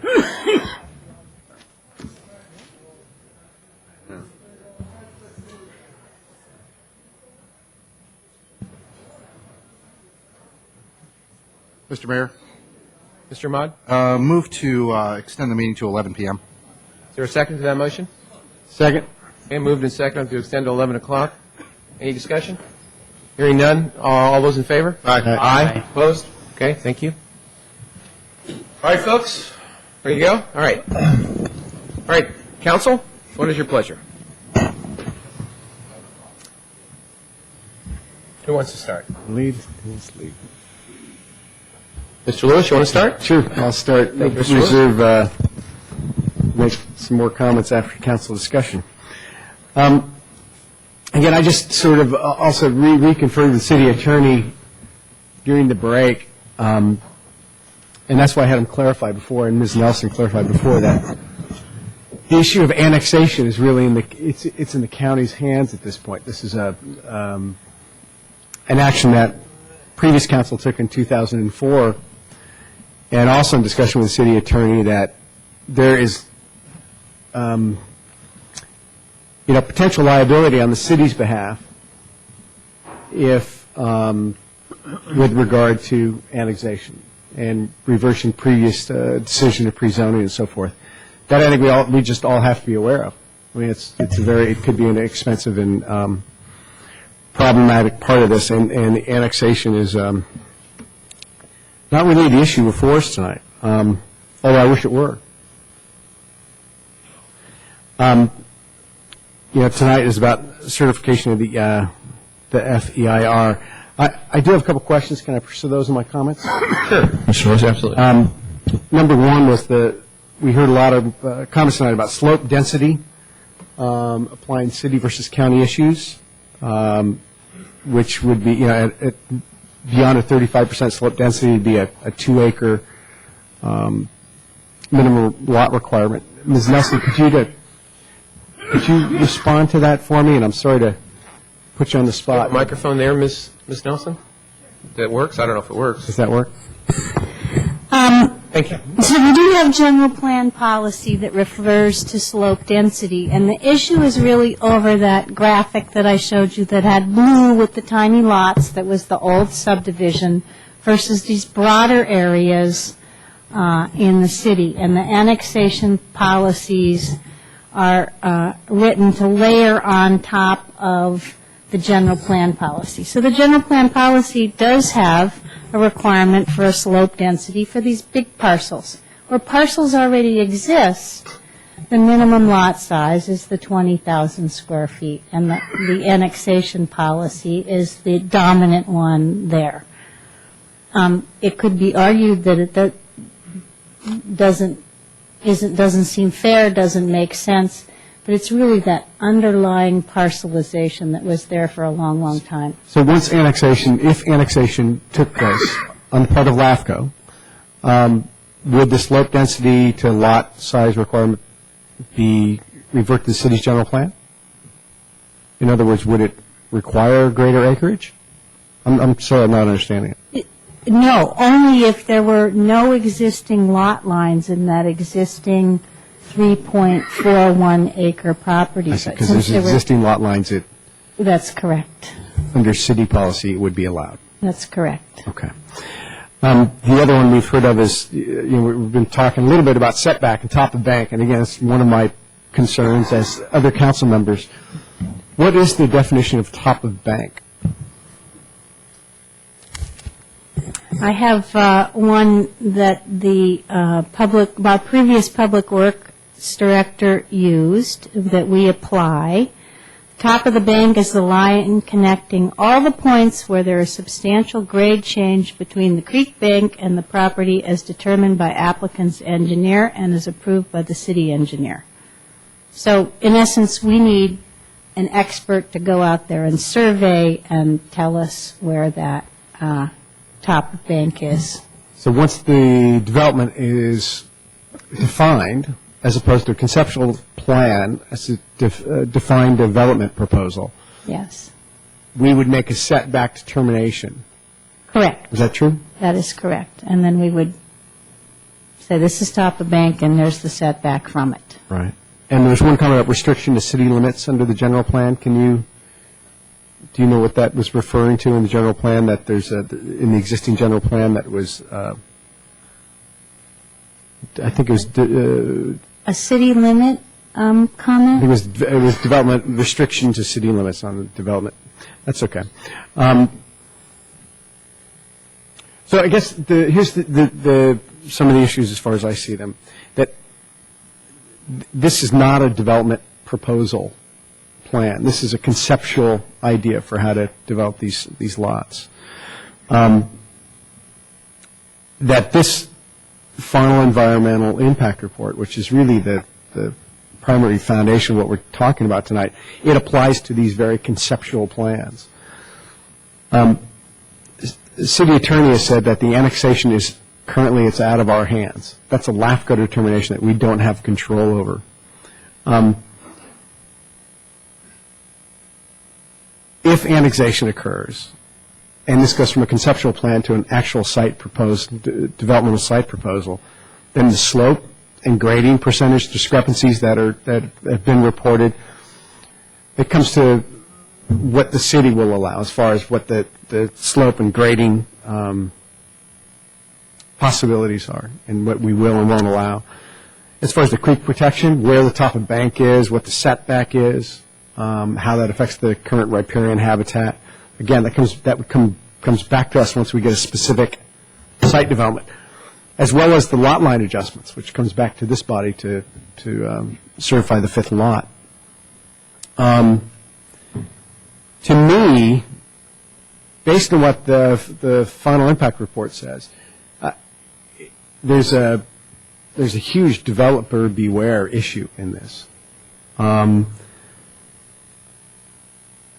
my standpoint, the annexation is not necessarily in the best interests of San Carlos. And my personal viewpoint, that I wouldn't have supported the annexation pre-zoning that the previous council did. But that's what I'm being told is that's not the issue before us tonight. This is about the final EIR. This council directed the GPAC to undesignate these areas.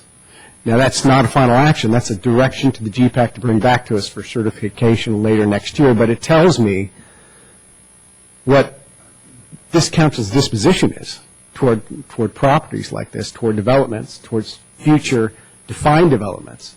And just out of respect to the developers, I think it's, in your situation, obviously you're going to need to be very careful about this development because I think this council is very sensitive to this type of development in this type of area. And I also support that FIR being recirculated. And those are sort of my sentiments about it. Thank you, Mr. Willis. Who would like to go next? Sure. Mr. Amont, excuse me. Thank you, Mr. Mayor. So the three things that are in front of us that I understood was I had to talk about a rat, a plant, and taxes. The question of annexation is not in front of us. Don't get to play with it. It's not a decision. I can't vote on it even if I wanted to. The question of what to do with the land is, again, not in front of us. That was decided by a council previous to a large extent to maintain the integrity of the city and the council. I have to respect that. The law of the land right now states that those are designated as single family, if I'm looking at Deborah Nelson to say, is that the correct term, single family Low density. Low-density, single-family. So that's not a question in front of me either. We have some specific legal issues that demand specific responses. It's my intent that this council should honor its agreements that it's made, and that future developers and property owners have a predictable path with which to follow. Mr. McCracken made a statement, which was echoed. Enough is enough, and we're being processed to death. I want to acknowledge the frustration. I was stunned to look at papers from 2002. This is a long process. It is appropriate for folks who are developing or trying to have projects move forward in our city receive timely responses. But the process is the process. The public process demands public input, and it's one that I will absolutely respect. So with the fact of, what's in front of us, there were the three things we had to look at, and I have to really just describe my thought process is that I have to take the position that my decision has to reflect what is in the best interest of all citizens in San Carlos. As a former Discovery Channel guy and somebody who's tagged whales and put radio collars on bears and done everything else with endangered species, I really wanted to dig into, okay, what is the story of this rat? What is the story of the bush mallow? I'm still going through some of these experiments, and in terms of the direction from council to continue the EIR, I would be inclined to do so I can get some more time to understand those points.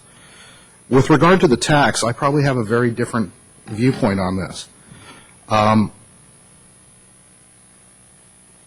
I sit on the finance subcommittee, and I'm painfully aware of what our finances are in the city. We are looking at this tax thing, and it's kind of interesting. You pull it up, and there was a point in time where Councilman Lewis has, in his role as mayor, described San Carlos' share of a property tax dollar. Comes out to about 13 cents. If this property was in Redwood City, it'd be about 26 cents. Well, I can look at 13 cents and look at everybody in the city of San Carlos and say, guess what? That might cover our police and fire, but if you put 2.4 offspring into homes, we are losing money on these properties. It is not a fiscally prudent responsibility for us to annex these properties. I can't look at this and say it is in the best interest of the city to annex any property of this type in a way that is going to lose money for our city. So mechanically, that's where I come down, and that's kind of how I came to my decisions. Okay. Mr. Grocott, comments? Well, first I have a question from staff that I made some notes on. It was from the public comment, I think, of Steve Schrey. I think it was Mr. Schrey, talking about focused EIR versus a full EIR versus CEQA document, and saying that the focused EIR is a follow-up to the CEQA document, but am I to understand that once there are more clear plans, someone could request a full EIR based on an actual development proposal? The attorney, I'm sorry, Deborah, I didn't expect you to have a law degree. I'm sorry. Can you ask that question again, that last? Sure. See, Deborah, even the attorneys don't understand the question, so don't feel bad.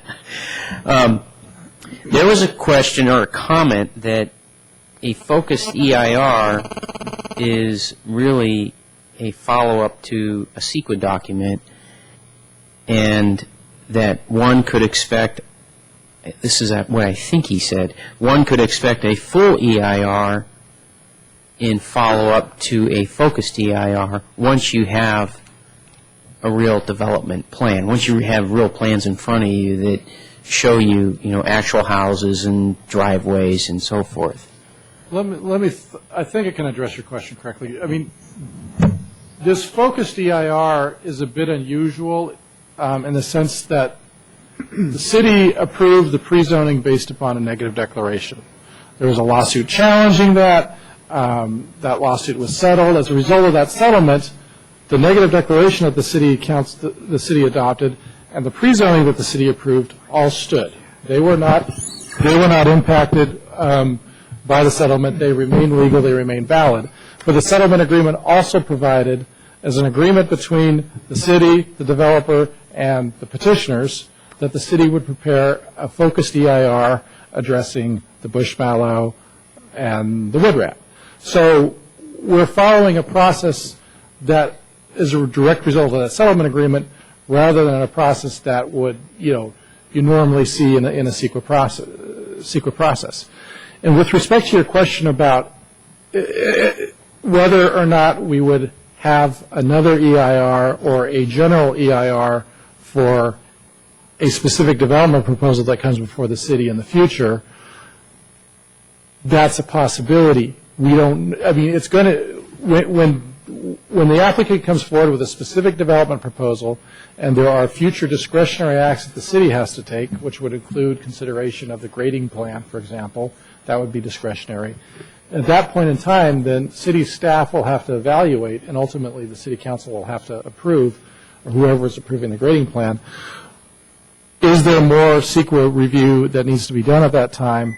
Will that CEQA review necessarily require a new EIR? Those are questions that will have to be considered at that point in time. And if the city finds that the prior CEQA documentations already adequately addresses the environmental impacts of the proposal, then the answer to that would be no. If the city finds that there is new information or new details about the project raising environmental issues that were not adequately addressed in the prior environmental documentation, the city could require an additional EIR at that point in time. Thank you for the clarification. So I was on the council when the annexation was voted on, and I voted against it. However, when we do get to item 9D, if we get to it tonight, looking at the wording of what's here regarding annexation, one would think I would vote no again, but not when you look at the language of what's before us. I think Mr. Ahmad, stated it, as well as Mr. Lewis. We're dealing with something that's very focused here, and we have some guardrails on either side of us that limit what decision we're making. I think the gentleman in the back here spoke to my sentiments the greatest when he said this land is a fulcrum, and you look at this canyon and it's draining through this area, and that's been one of my concerns all along. I met with Mr. DeBell last week, I think, and I repeated to him that if you go back to the original decision we made as a council at the time, that was one of my greatest concerns, is we've got a riparian way that goes right through this land. It's very steep, and I find that one issue difficult to mitigate. I'm not looking at the bush mallow. I'm not looking at the wood rat. Quite frankly, and this is just me personally, I don't care about those things that much. What I care about is there's a creek going through here. We've got drainage issues. I look at what we're looking at as the last item on our agenda tonight. There's a reason you've got erosion in that creek like that, because, years ago no one paid attention to these things and said to, decided that creeks should be culverted in sandbags and so forth, and you try to limit the creek. Well, there's a lot of things that happen to creeks when you try to treat them that way, and one of them is they rage back at you and erode your land. So I guess Mr. Lewis put it the best. The applicant might get annexed, and we might approve this EIR tonight, but I wouldn't say you're out of the woods by any means, and I think there's caution signs on this road all over the place, including let's define top of bank and what that's going to mean for setbacks and where your buildings can be put and where they can't be put. And And I'll tell you, my biggest concern, development or not, 1 house, 2, 3, 4, 5. Let's do something as one gentleman spoke to earlier. If we're going to do something, let's do something that does protect this environment. And my biggest concern is let's protect this riparian way, the creek. And I can see that being done. I could see 5 houses built and you protect the creek. And I think you're going to see conditions come down when we get the opportunity to pull those levers to do just that. And those will be conditions of approval for whatever happens. So I'm prepared to approve the draft EIR, although I will take staff's recommendation. I think we should recirculate. Okay, thank you. Mr. Grocott, Vice Mayor Rice, comments? First, a question for staff. I do want to understand what we're doing to the creek. And one part I haven't asked about yet is as you're walking up the fire road, before you get to the property, it seems like there was some work done a few years ago. It's called a detention basin. I kind of look at what the county has done to this area, which is very little. Who built it, and who's going to be more responsible to maintain it? I did read in the report that there's $20,000 being spent. Is that city money, or is that where is that coming from? So if again we develop this, what's county, what's city, and is this a hidden cost? Because detention basins could be very expensive when they don't work. Robert, can you ask? Robert, do you have a comment on that? That one? The detention basin is owned and operated by the city, and it was built through an assessment district, the Upper Pulgus Creek Assessment District. Okay. That was in the mid-'80s. And so general fund money is being used to remove sediment out of this detention basin. So maintenance funds are coming from where? Maintenance funds are coming out of the city's general fund. Out of our general fund? Mm-hmm. Yes. Okay. The assessment district was a cooperative project between the city and the county. Okay. And actually the Devonshire Canyon Sewer District. Assessment paid for capital, but we're Yes. paying that. Okay. Because I do think as we get into, if we do get to the point of some of the settlement agreements and the future development, the road, the path, the gates, mitigation, all these what are reciprocal agreements with the owner, we need to make sure we have a clear understanding of how much it's costing us, the city, and the risks with that, with the creek. Okay, thank you. Thank you One very much. note is that the site currently is the source of erosion and sediment that fills that detention basin. And Yeah. that's why it's necessary to go in, that's one of the reasons why it's necessary to go in and remove that sediment annually. And one benefit of this project is that it would stabilize that erosion area. Sure. And I'm sorry, one more question. Why are we maintaining it if it's county property? It protects your home and other properties. Is it owned by county, the property? It's all county property. The city has an easement on the detention basin area.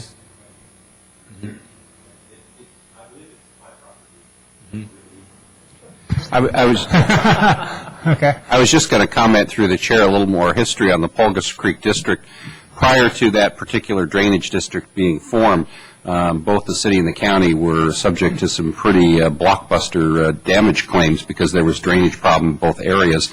And as a result, what happened is the county delegated, if that's the right term, its taxing authority to the city.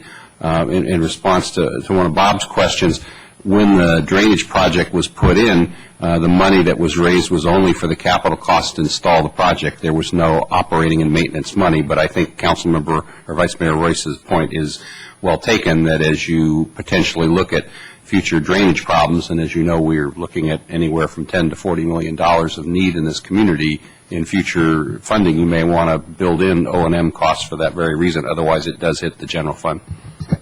Thank you. Thank you, Robert. Thank you, Robert. Okay, so let me share some of where I am right now, some of the points. First of all, of course, the environmental impact report.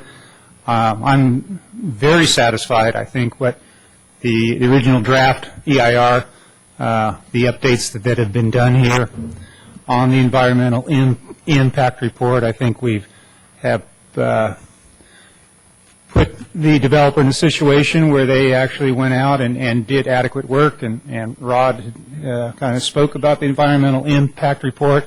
I do think here I am, I'm a council year, and I'm talking about a dusky-footed wood rat. I live on this creek. First 15 years, the county had an abatement called a rat abatement, and they poisoned the heck out of rats all up and down our creek.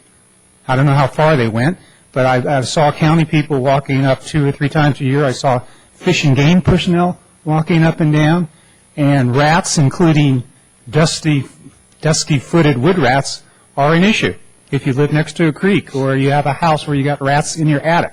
They're filthy. You do a little Google on it. They're abundant from California to Baja. They have ticks, mites, and fleas, or host to Lyme disease.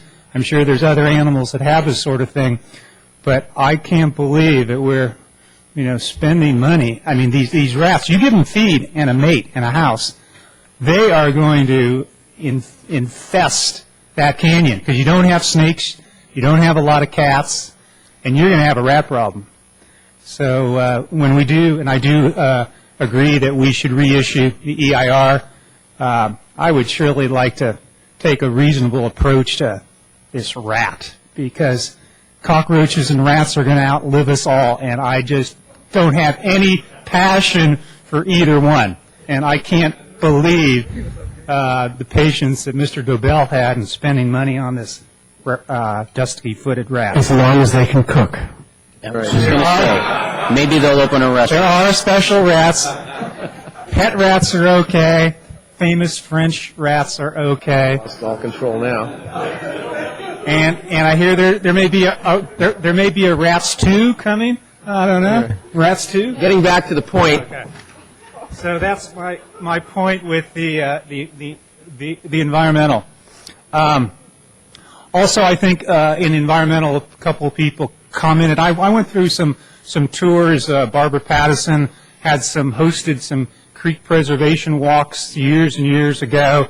There are some things that we could do. We have a lot of non-native plants and so forth that have taken over, including the eucalyptus trees on San Carlos Avenue. And we could just do a better job, I think. So a lot of the people representing plants and so forth, some people made that comment. I think we should, even though it's not part of the EIR, I think it's good citizenship. There's some improvements that we could make to the habitat and the plant structure in the canyon. Regarding the tax exchange, I still have a little bit of trouble where, when you deal with a service organization, it's anytime you add, one more, eventually the manager is going to come and say, I need another person. And especially with fire and police, they talked about the 13 cents that we get, which is actually a net 11 cents for property tax. We get a little bit of sales tax because people shop here, but they also shop in Hillsdale and Stanford, so we don't sell a lot of automobiles. There's a little bit of revenue coming in, but many of you, as part of our budget presentation about 3 months ago, I made a comment that all of our property taxes, combined with all of our sales tax this year, is $14 million. And safety, police and fire, is $14.4 million. So if I was to say, let's grow and add 20% more homes, we'd have to add 20% more fire, 20% more police, with their benefit structure and their growth growing faster than most other employee groups for lots of reasons.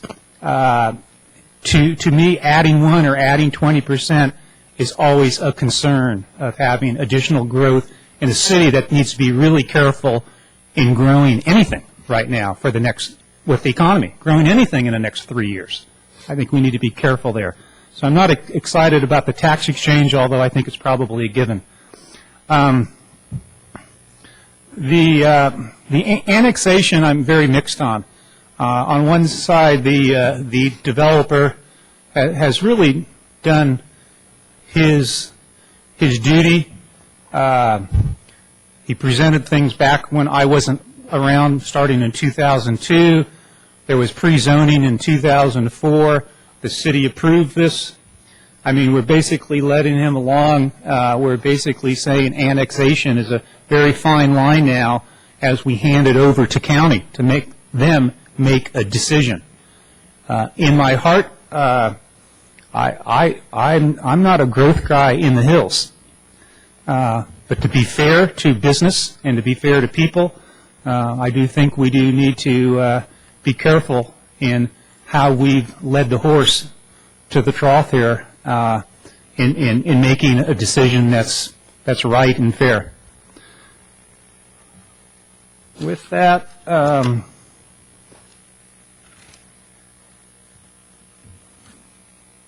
yeah, I will speak of a concern, and this can be addressed one-to-one with email.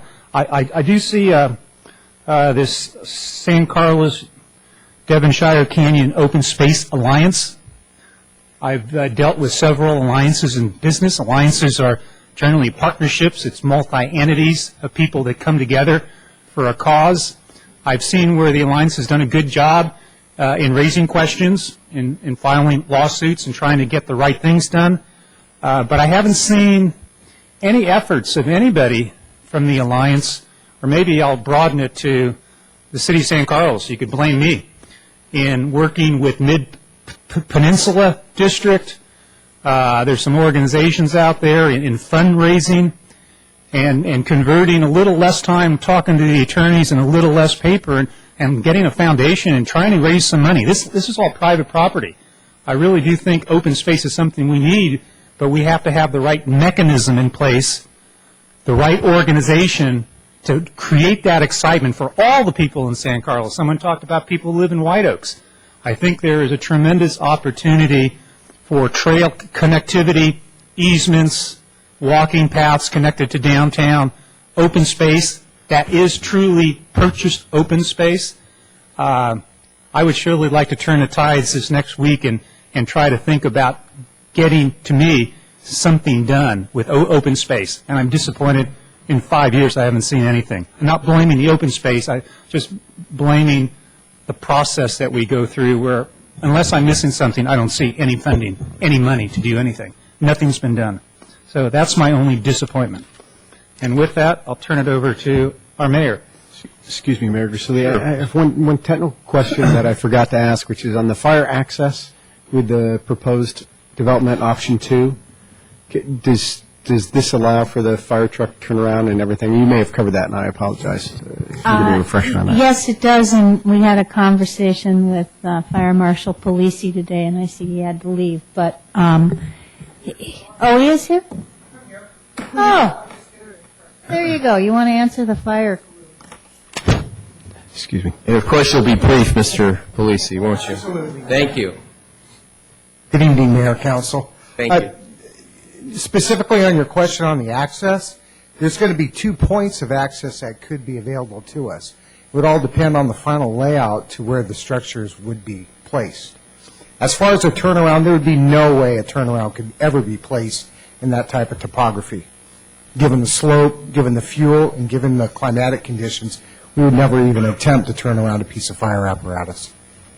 Okay, yeah, I'm just looking at the conditions of approval for project implementation and if we need to add something specific to fire access. So we'll talk about that. Thank you very much for that. If the turnaround doesn't work, and then we'll take that up in conditions of approval. Thank you very much. Thank you, Fire Marshal. Okay. My fellow council members have really said everything, I think, my thoughts. I mean, it's a very difficult issue. You've got private property, and there are rights with that. You've got a council that 4 years ago put a pre-zoning in, almost saying, well, as Councilmember or Vice Mayor Royce said, we lead the horse to the trough. And my big fear is that no one ever gets led along the path, and then at the 11th hour, oops, sorry, we changed our mind. So I want to make sure, and as Councilmember Lewis said, there's a lot more details that have to be worked out on this thing. And it's a very difficult issue relative to open space, to density, to, again, private property, to the water, the riparian area that Councilmember Grocott mentioned. It's a hornet's nest. I guess I could say it's a rat's nest, but then we'd go back into some other area. And it's a real hornet's nest. One thing I do concur with my fellow council members on is, as staff has recommended, city attorney has recommended, I do believe that it needs to be recirculated. And when it comes back to us in hopefully a reasonable period of time, not forever, we're going to have to really tighten up on all sides, I think, the issue, the questions in the issue. I think Vice Mayor Royce also said it. I think it's a kind of a situation where I'd like to see a little bit more coming together as opposed to going apart.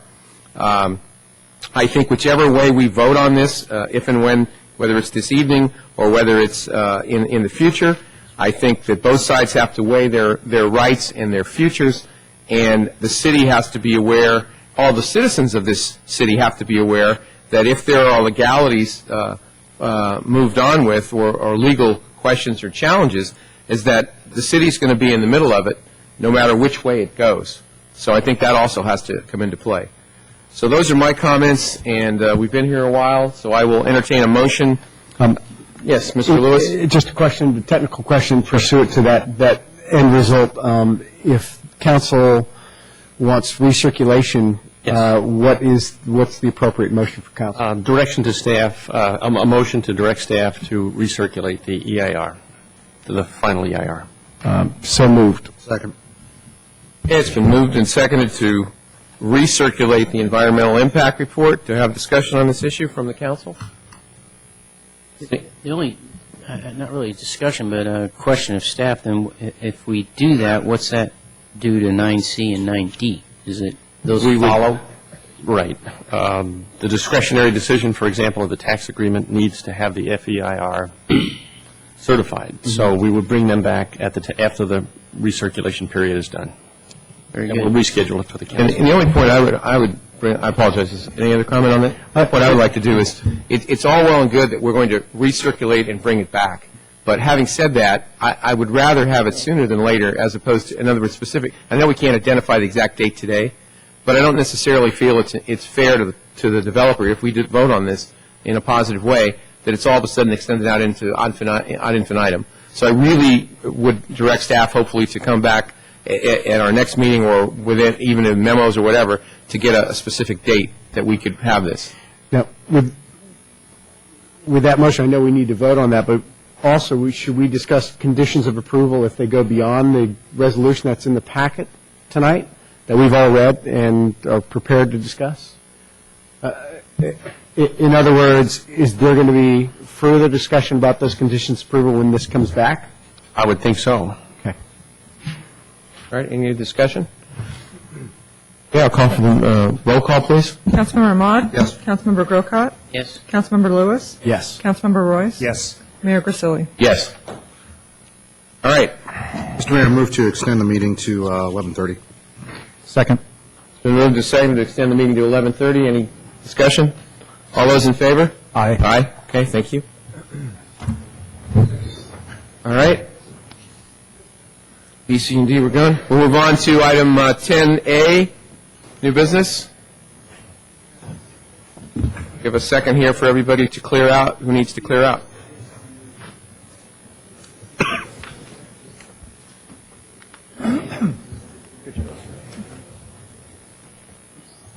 Get through it. Thanks. Do it again.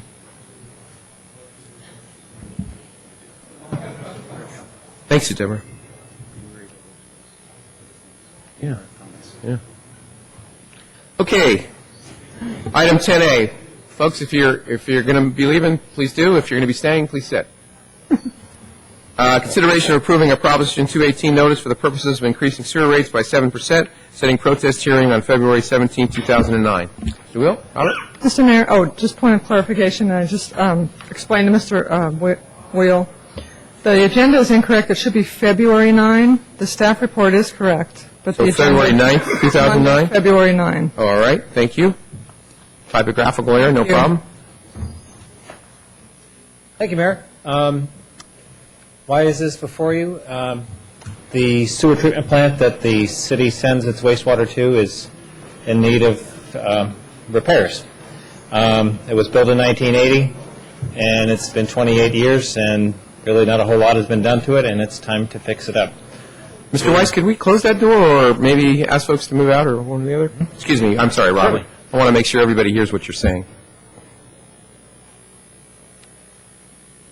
Bonds have been proposed by the South Bay Side System Authority to help finance those repairs, and each member agency is responsible to contribute to the repairs.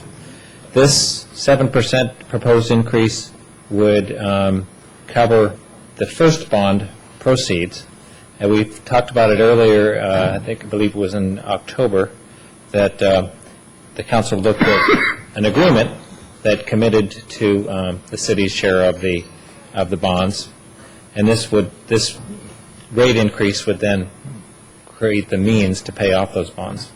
So the process then would be to set this hearing date of February 9th, 2009, and it would be preceded by the Prop 218 notice, and I believe the Prop 218 notice has the correct date.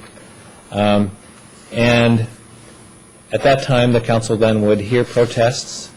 If there was a 51% protest, the council would not, according to law, proceed with the rate increase.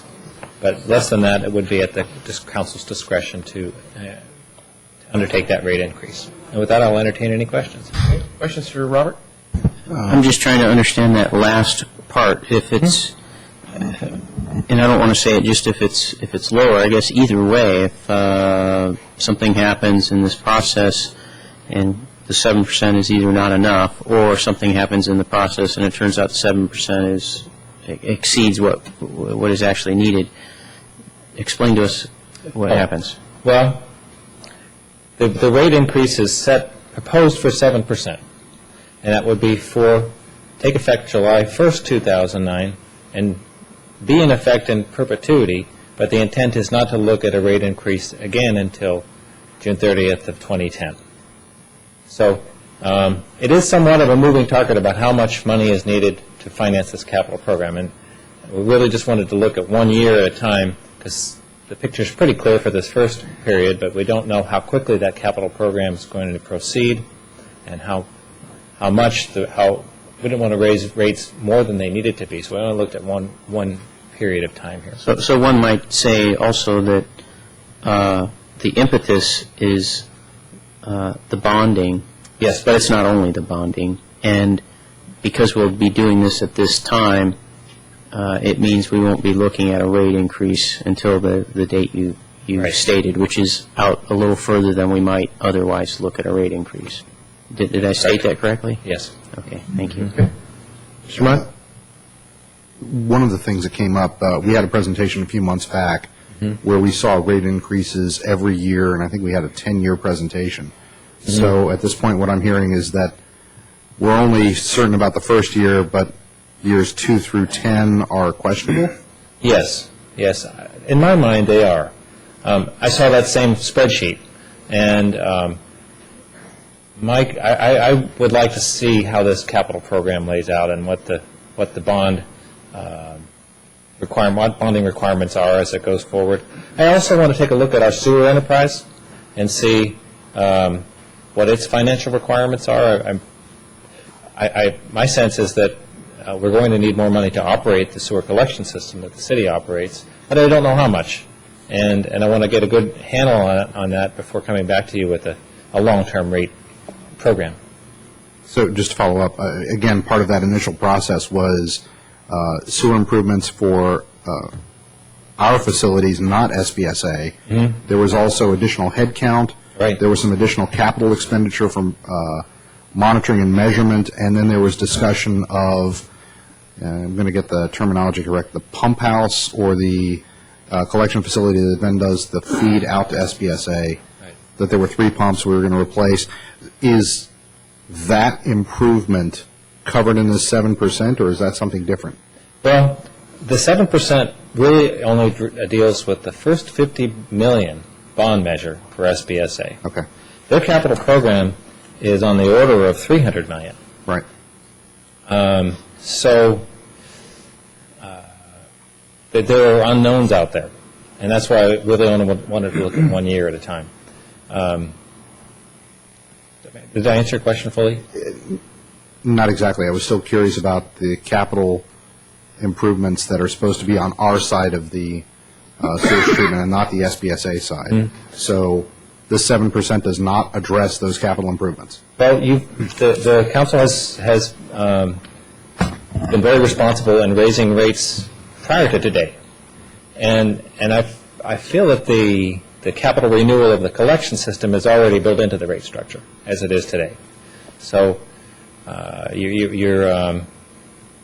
made the mistake of saying you're putting $1 million in the sewer every year, and somebody at that economic development workshop said, "Tell me what day it is. I want to go find that money." But you're investing in infrastructure renewal of your sewer collection system, but on the order of $1 million a year, and I think that's about right to keep that system on a regular renewal basis. I don't know whether we're fully staffed, like you said, on the head count to keep it cleaned out on a regular basis. And I want to do some analysis of that operation before coming back to you with what the financial impacts of that would be. And just final question, just to set expectations for folks. I realize you're going to go through your own analysis again, and probably prior to February we'll have this number. But I would like to be able to go to the citizens of San Carlos and set expectations of, yeah, we're going to do this year, but let's be clear, this is not a one-off per year, and we're probably going to see this I think time. You know, Redwood City is has said they're going to do. They told their ratepayers 7% per year on out for, I believe it's about 10 years, and I'd be surprised if we're much off from that. Okay. Any other questions? Do I hear a motion? I make a motion to approve the notice of intent to increase sewer rates in the city of San Carlos. Second. Okay, moved and seconded. Any discussion on this motion? Ms. Bowen? Councilmember Ahmad? Yes. Councilmember Grocott? Yes. Councilmember Lewis? Yes. Councilmember Royce? Yes. Mayor Grisilli? Yes. Thank you. Item 10B, consideration of an ordinance to amend San Carlos Municipal Code Section 8.40, prohibition of use of recreational vehicle for human habitation. Commander Reed, nice to see you. How are you? Good night. Mayor Grisilli and members of the City Council, you've probably had an opportunity by now to review the staff report that the Police Department's requesting that you consider adopting a resolution to amend Muni Code Section 8.40, dealing specifically with parking regulations involving recreational vehicles. Just to give you a little bit of background on the issues that we face as a law enforcement agency, the Police Department routinely receives complaints relating to recreational vehicles being parked on public streets in our community. These complaints tend to increase over the summer months when owners of these vehicles take them out of storage and park them in front of their residence for use during the summer. Some of the complaints that we get from the neighbors in these neighborhoods where these vehicles are being parked include the occupancy of multiple parking spaces on the roadway in the neighborhood, also reduced visibility to pedestrian and vehicular traffic in fear that it might cause a collision, and also just an overall reduction in quality of life in the neighborhood. Currently, these violations are handled through the authority of the Vehicle Code. We, as peace officers, are allowed to mark a vehicle when we receive a complaint, and after 72 hours, if we go back out and the vehicle hasn't moved 0.2 of a mile, we can either tow or cite the vehicle. But what just having this one tool to use when we're dealing with recreational vehicles kind of creates a shell game for us, because what has happened in the past is we'll go out, we'll get a complaint, we'll mark the vehicle, and the owner of the vehicle will be within the legal limits of what is required by the Vehicle Code and move the vehicle 0.2 of a mile within that 3-day period. But that 0.2 of a mile ends up being right down the street in front of another neighbor's home, which creates more complaints for us. Or they'll go ahead and move the vehicle more than 0.2 of a mile, driving it around the block, and then parking it back in front of their own residence, and then we'll get more complaints from the residents asking why we haven't done anything to get the vehicle off the street. So what this amendment is seeking to do is eliminate the use of the public street as a storage area for these vehicles, while at the same time giving the vehicle owners ample time to load and unload these vehicles when they're using them, and then remove them from the street and put them back in storage or get them off the roadway. Okay, thank you. Questions for Commander Reed? Just a question in terms of definitions. I read Exhibit A, and it appears that trailer would not include a trailer with a boat on it. It's just a trailer, in this term, a trailer or a trailer coach designed to be drawn by a motor vehicle for human habitation. So a powerboat or something of that nature would not be included in this ordinance? Yeah, that's not included. Okay, so that's something we could deal with later. Right. Oh, Mr. Lewis. Yes. Go ahead. Sorry. Just on that particular issue, I'd defer to the commander, but my understanding is we already have an ordinance in place for trailers and boats parked on city streets, yes. Is it similar to this? It is, and you've got to move them within a certain period of time. I know we had an enforcement issue on it at some time in the past. Okay, very good. Thank you. Why 2 days and not 3 days? I'm just wondering, if you had to pull out of storage Friday morning, get it ready, by the time you got it back Sunday afternoon cleaned out, it's a 3-day. I conducted a survey with other agencies in the county, and this was similar to what the other agencies were doing, so we tried to be consistent with those other jurisdictions. And do any of the other jurisdictions, because I was going to propose to council a couple of exceptions to consider. One was either a holiday weekend, be a 72-hour, or like December 20th to the 31st, a moratorium on it, because family can come in for more than a couple of days. Or the other one, just it would be Thanksgiving, with the Thursday being the middle day of a 5-day period or something like that. Yeah, actually, we have a process where if we do have visitors coming into town visiting residents, that they can obtain a permit through the police department for up to 14 days.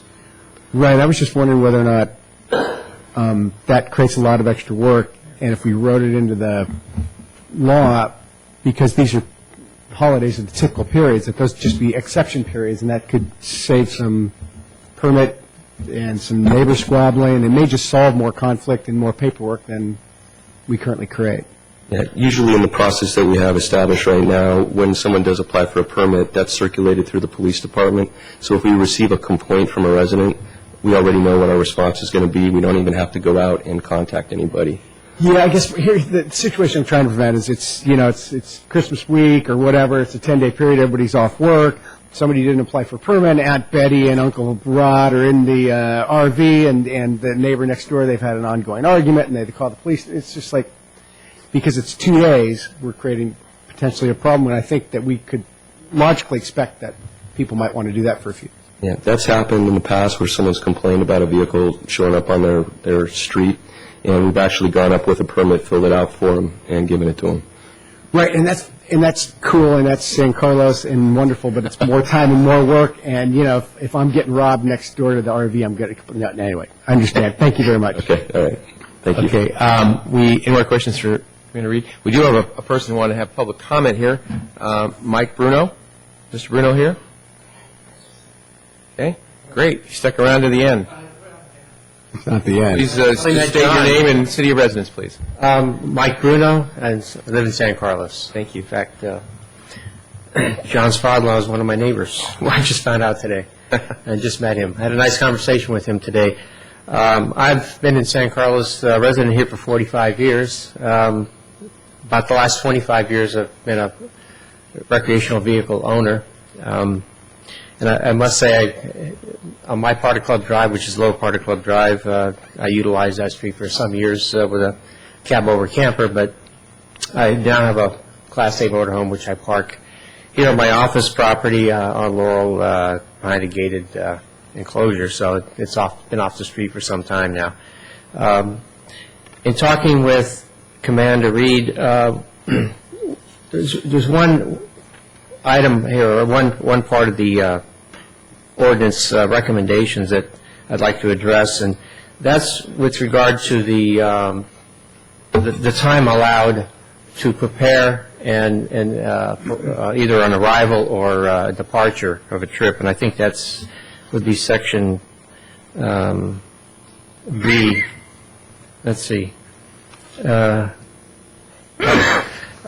on page 4. It's the where such parking shall be for the purpose of convenient departure to and from.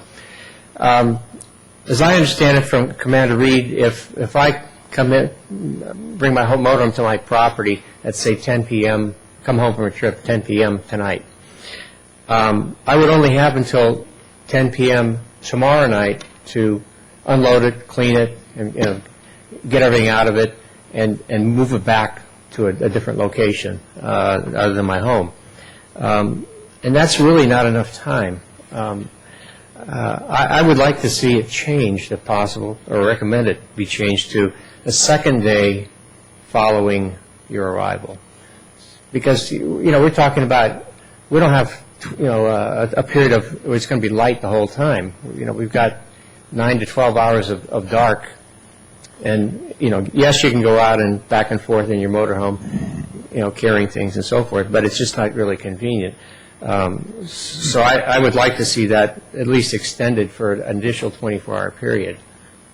12 hours, 36 hours. I don't think it's unreasonable. The way I clean my motorhome, I need that time. But it's not that dirty, but it's just picky. Clean. Let's see. Actually, I think that's probably the only other issue. One other thing, I did do a survey as well of the different cities, municipal codes, quite a few of them up and down the peninsula, and I found that the majority of them solely have the 72-hour period of time for before there's a violation issued. A couple of cities, I think Half Moon Bay, you can't park at all if it's over 20 feet or 7 feet wide. And I think Menlo Park has a restriction similar. But other than that, I didn't find anybody else with such a restrictive ordinance. Okay. No. Thank you. Thank you, Mr. Bruno. Thank you. Through the chair, I have another question for the police. Sure. Commander, could you, thank you, step back up? I'm trying to understand with the way this is written, and what you talk about where you have to chase vehicles around. How does this change that? Because it appears to me it just shortens from 3 days to 2. Well, the process, when we're chasing a vehicle around, sometimes that can last for 3 to 4 weeks, sometimes 2 months, where we're having problems with the owner, going up, talking to them, trying to get them to move the vehicle, and they're going with the legal confines of the law right now, but the complaints are still coming in from all the residents. So what this would do is it would allow us, it's just an additional tool for us to be able to go up and contact the owner, let them know that we do have the authority to cite or tow after this shorter period of time. Regardless of moving it 0.2 of a mile. Does this eliminate the 0.2 of a mile? Yes. It does? Yes. Okay. So it shortens the time frame and eliminates the 0.2 of a mile? Yes. Commander, the way I'm reading all this new change is basically if there's an issue like Mr. Bruno brought up, and the next night, for some reason, someone called, it would seem to me that one of your officers would go out, look at the situation, and use common sense, and I'm sure that's what would happen. That's correct. This is just a tool. This isn't all of a sudden, automatically people are going to start slinging paper back and forth. At least that's the way I read this. Yeah, that's correct. I did have a good conversation with Mr. Bruno today, and we actually talked about that specific issue. And this isn't a tool for us to go sit out and go cite all the motorhomes on the street. That's what I thought. This is on a case-by-case basis when we get complaints. That's what I thought. And I can appreciate Mr. Bruno's point, because I don't know that sometimes my car, and I just have a car, look, it's in my garage, clean it out. But I sort of saw this as another tool, as you said, and I'm sure you're going to have other calls doing a lot of other things besides chasing motorhomes up and down the street. Yes, sir. So anyway, any other comments, questions? Okay, do I hear a motion for this? I would like the council to consider some exceptions unless staff has a big... Well, the only problem, Mr. Lewis, the only problem I personally have with it Yes. is it is it Columbus Day, or is it just Memorial Day, or is it Kwanzaa, or do we just, which holidays would you like? Any 3-day Honestly, weekend. Any 3-day weekend? And how do you define, is it, no, I'm honest, I'm not trying to be flip. I mean, The only two that I was actually going to propose, because I think the 3-day weekend could get confusing, would be the last 2 weeks of the year, and the Thanksgiving period, with Wednesday being Thursday being the center of a 5-day period. I thought those two would be easy, and I just think that this is a tool. I think this is a tool, so I would not be able to vote for that amendment. But I just thought I'd propose it for council. Okay, so we'll see what the council wants to do. Do you want to make a motion to that extent, or? Let's see. In the meantime, Council- I would just make a motion to adopt the resolution. Is it a resolution? Ordinance, to introduce the ordinance as written. Okay, there's a motion to introduce the ordinance as written. Is there a second to that? I'll second that. Okay. It's moved and seconded. Any discussion? Any amendments? Okay. A roll call, please.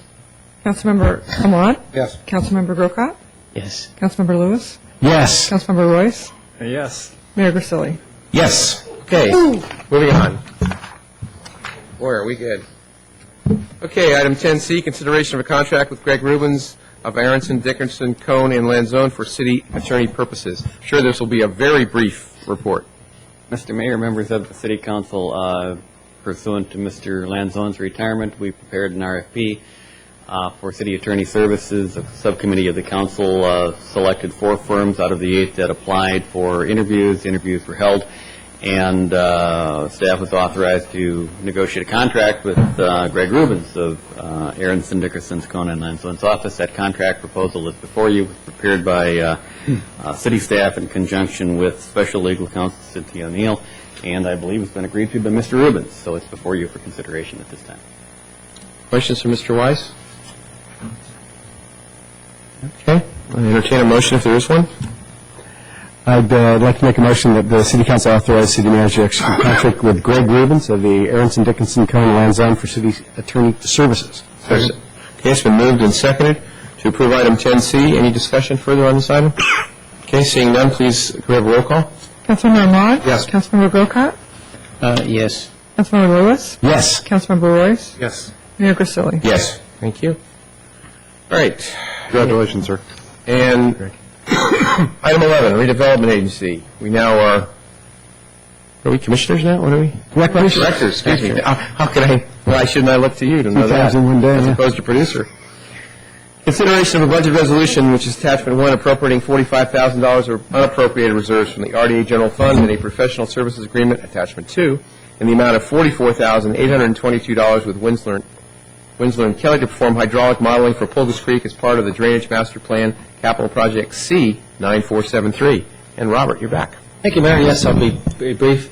The Drainage Master Plan is a project that I heard about the very first got here, first day I got here, and I think it is an important project for the city.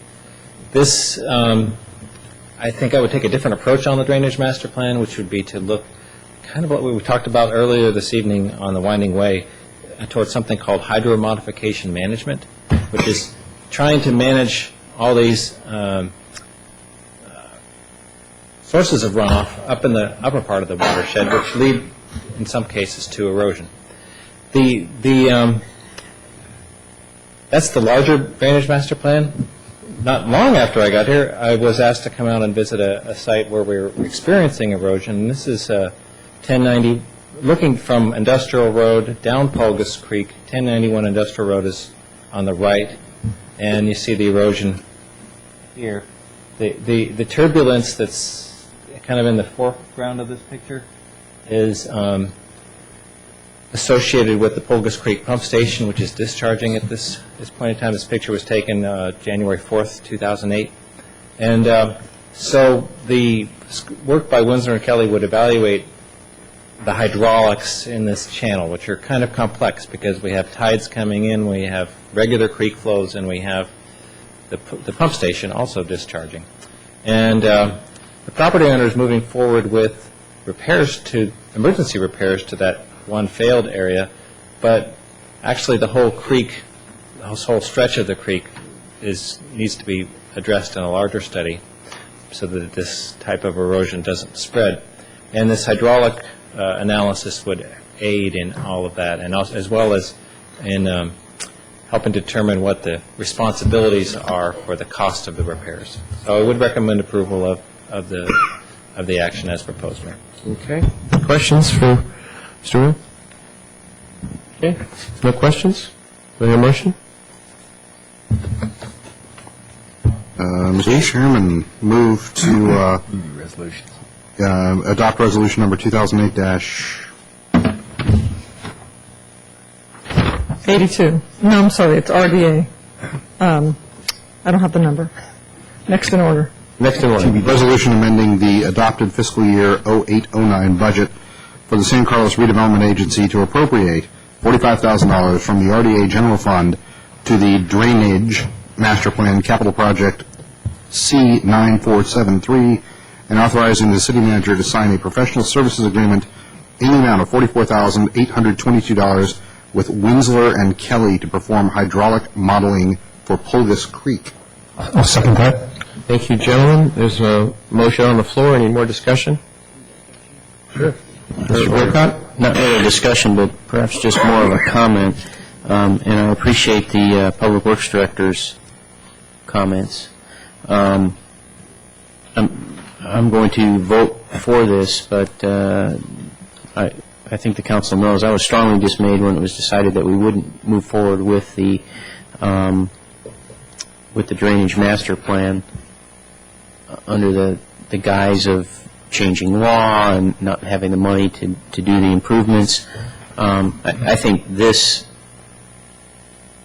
sets up the reason you go ahead and you do a plan, whether you have the money to carry forward with the capital improvement parts of it or not, because you need, for instance, with things like this, you need policies in place when you're looking at the whole master plan, and then you have policies in place that you've looked at to deal with what do you do with situations like this where you need repair. So I really appreciate Mr. Wiles' comments about how he would approach it, and I think this is a project that needs to be perhaps pulled off the shelf, and we need to move on with this. I think it's something we can probably talk about at our strategic planning workshop the next time we have one.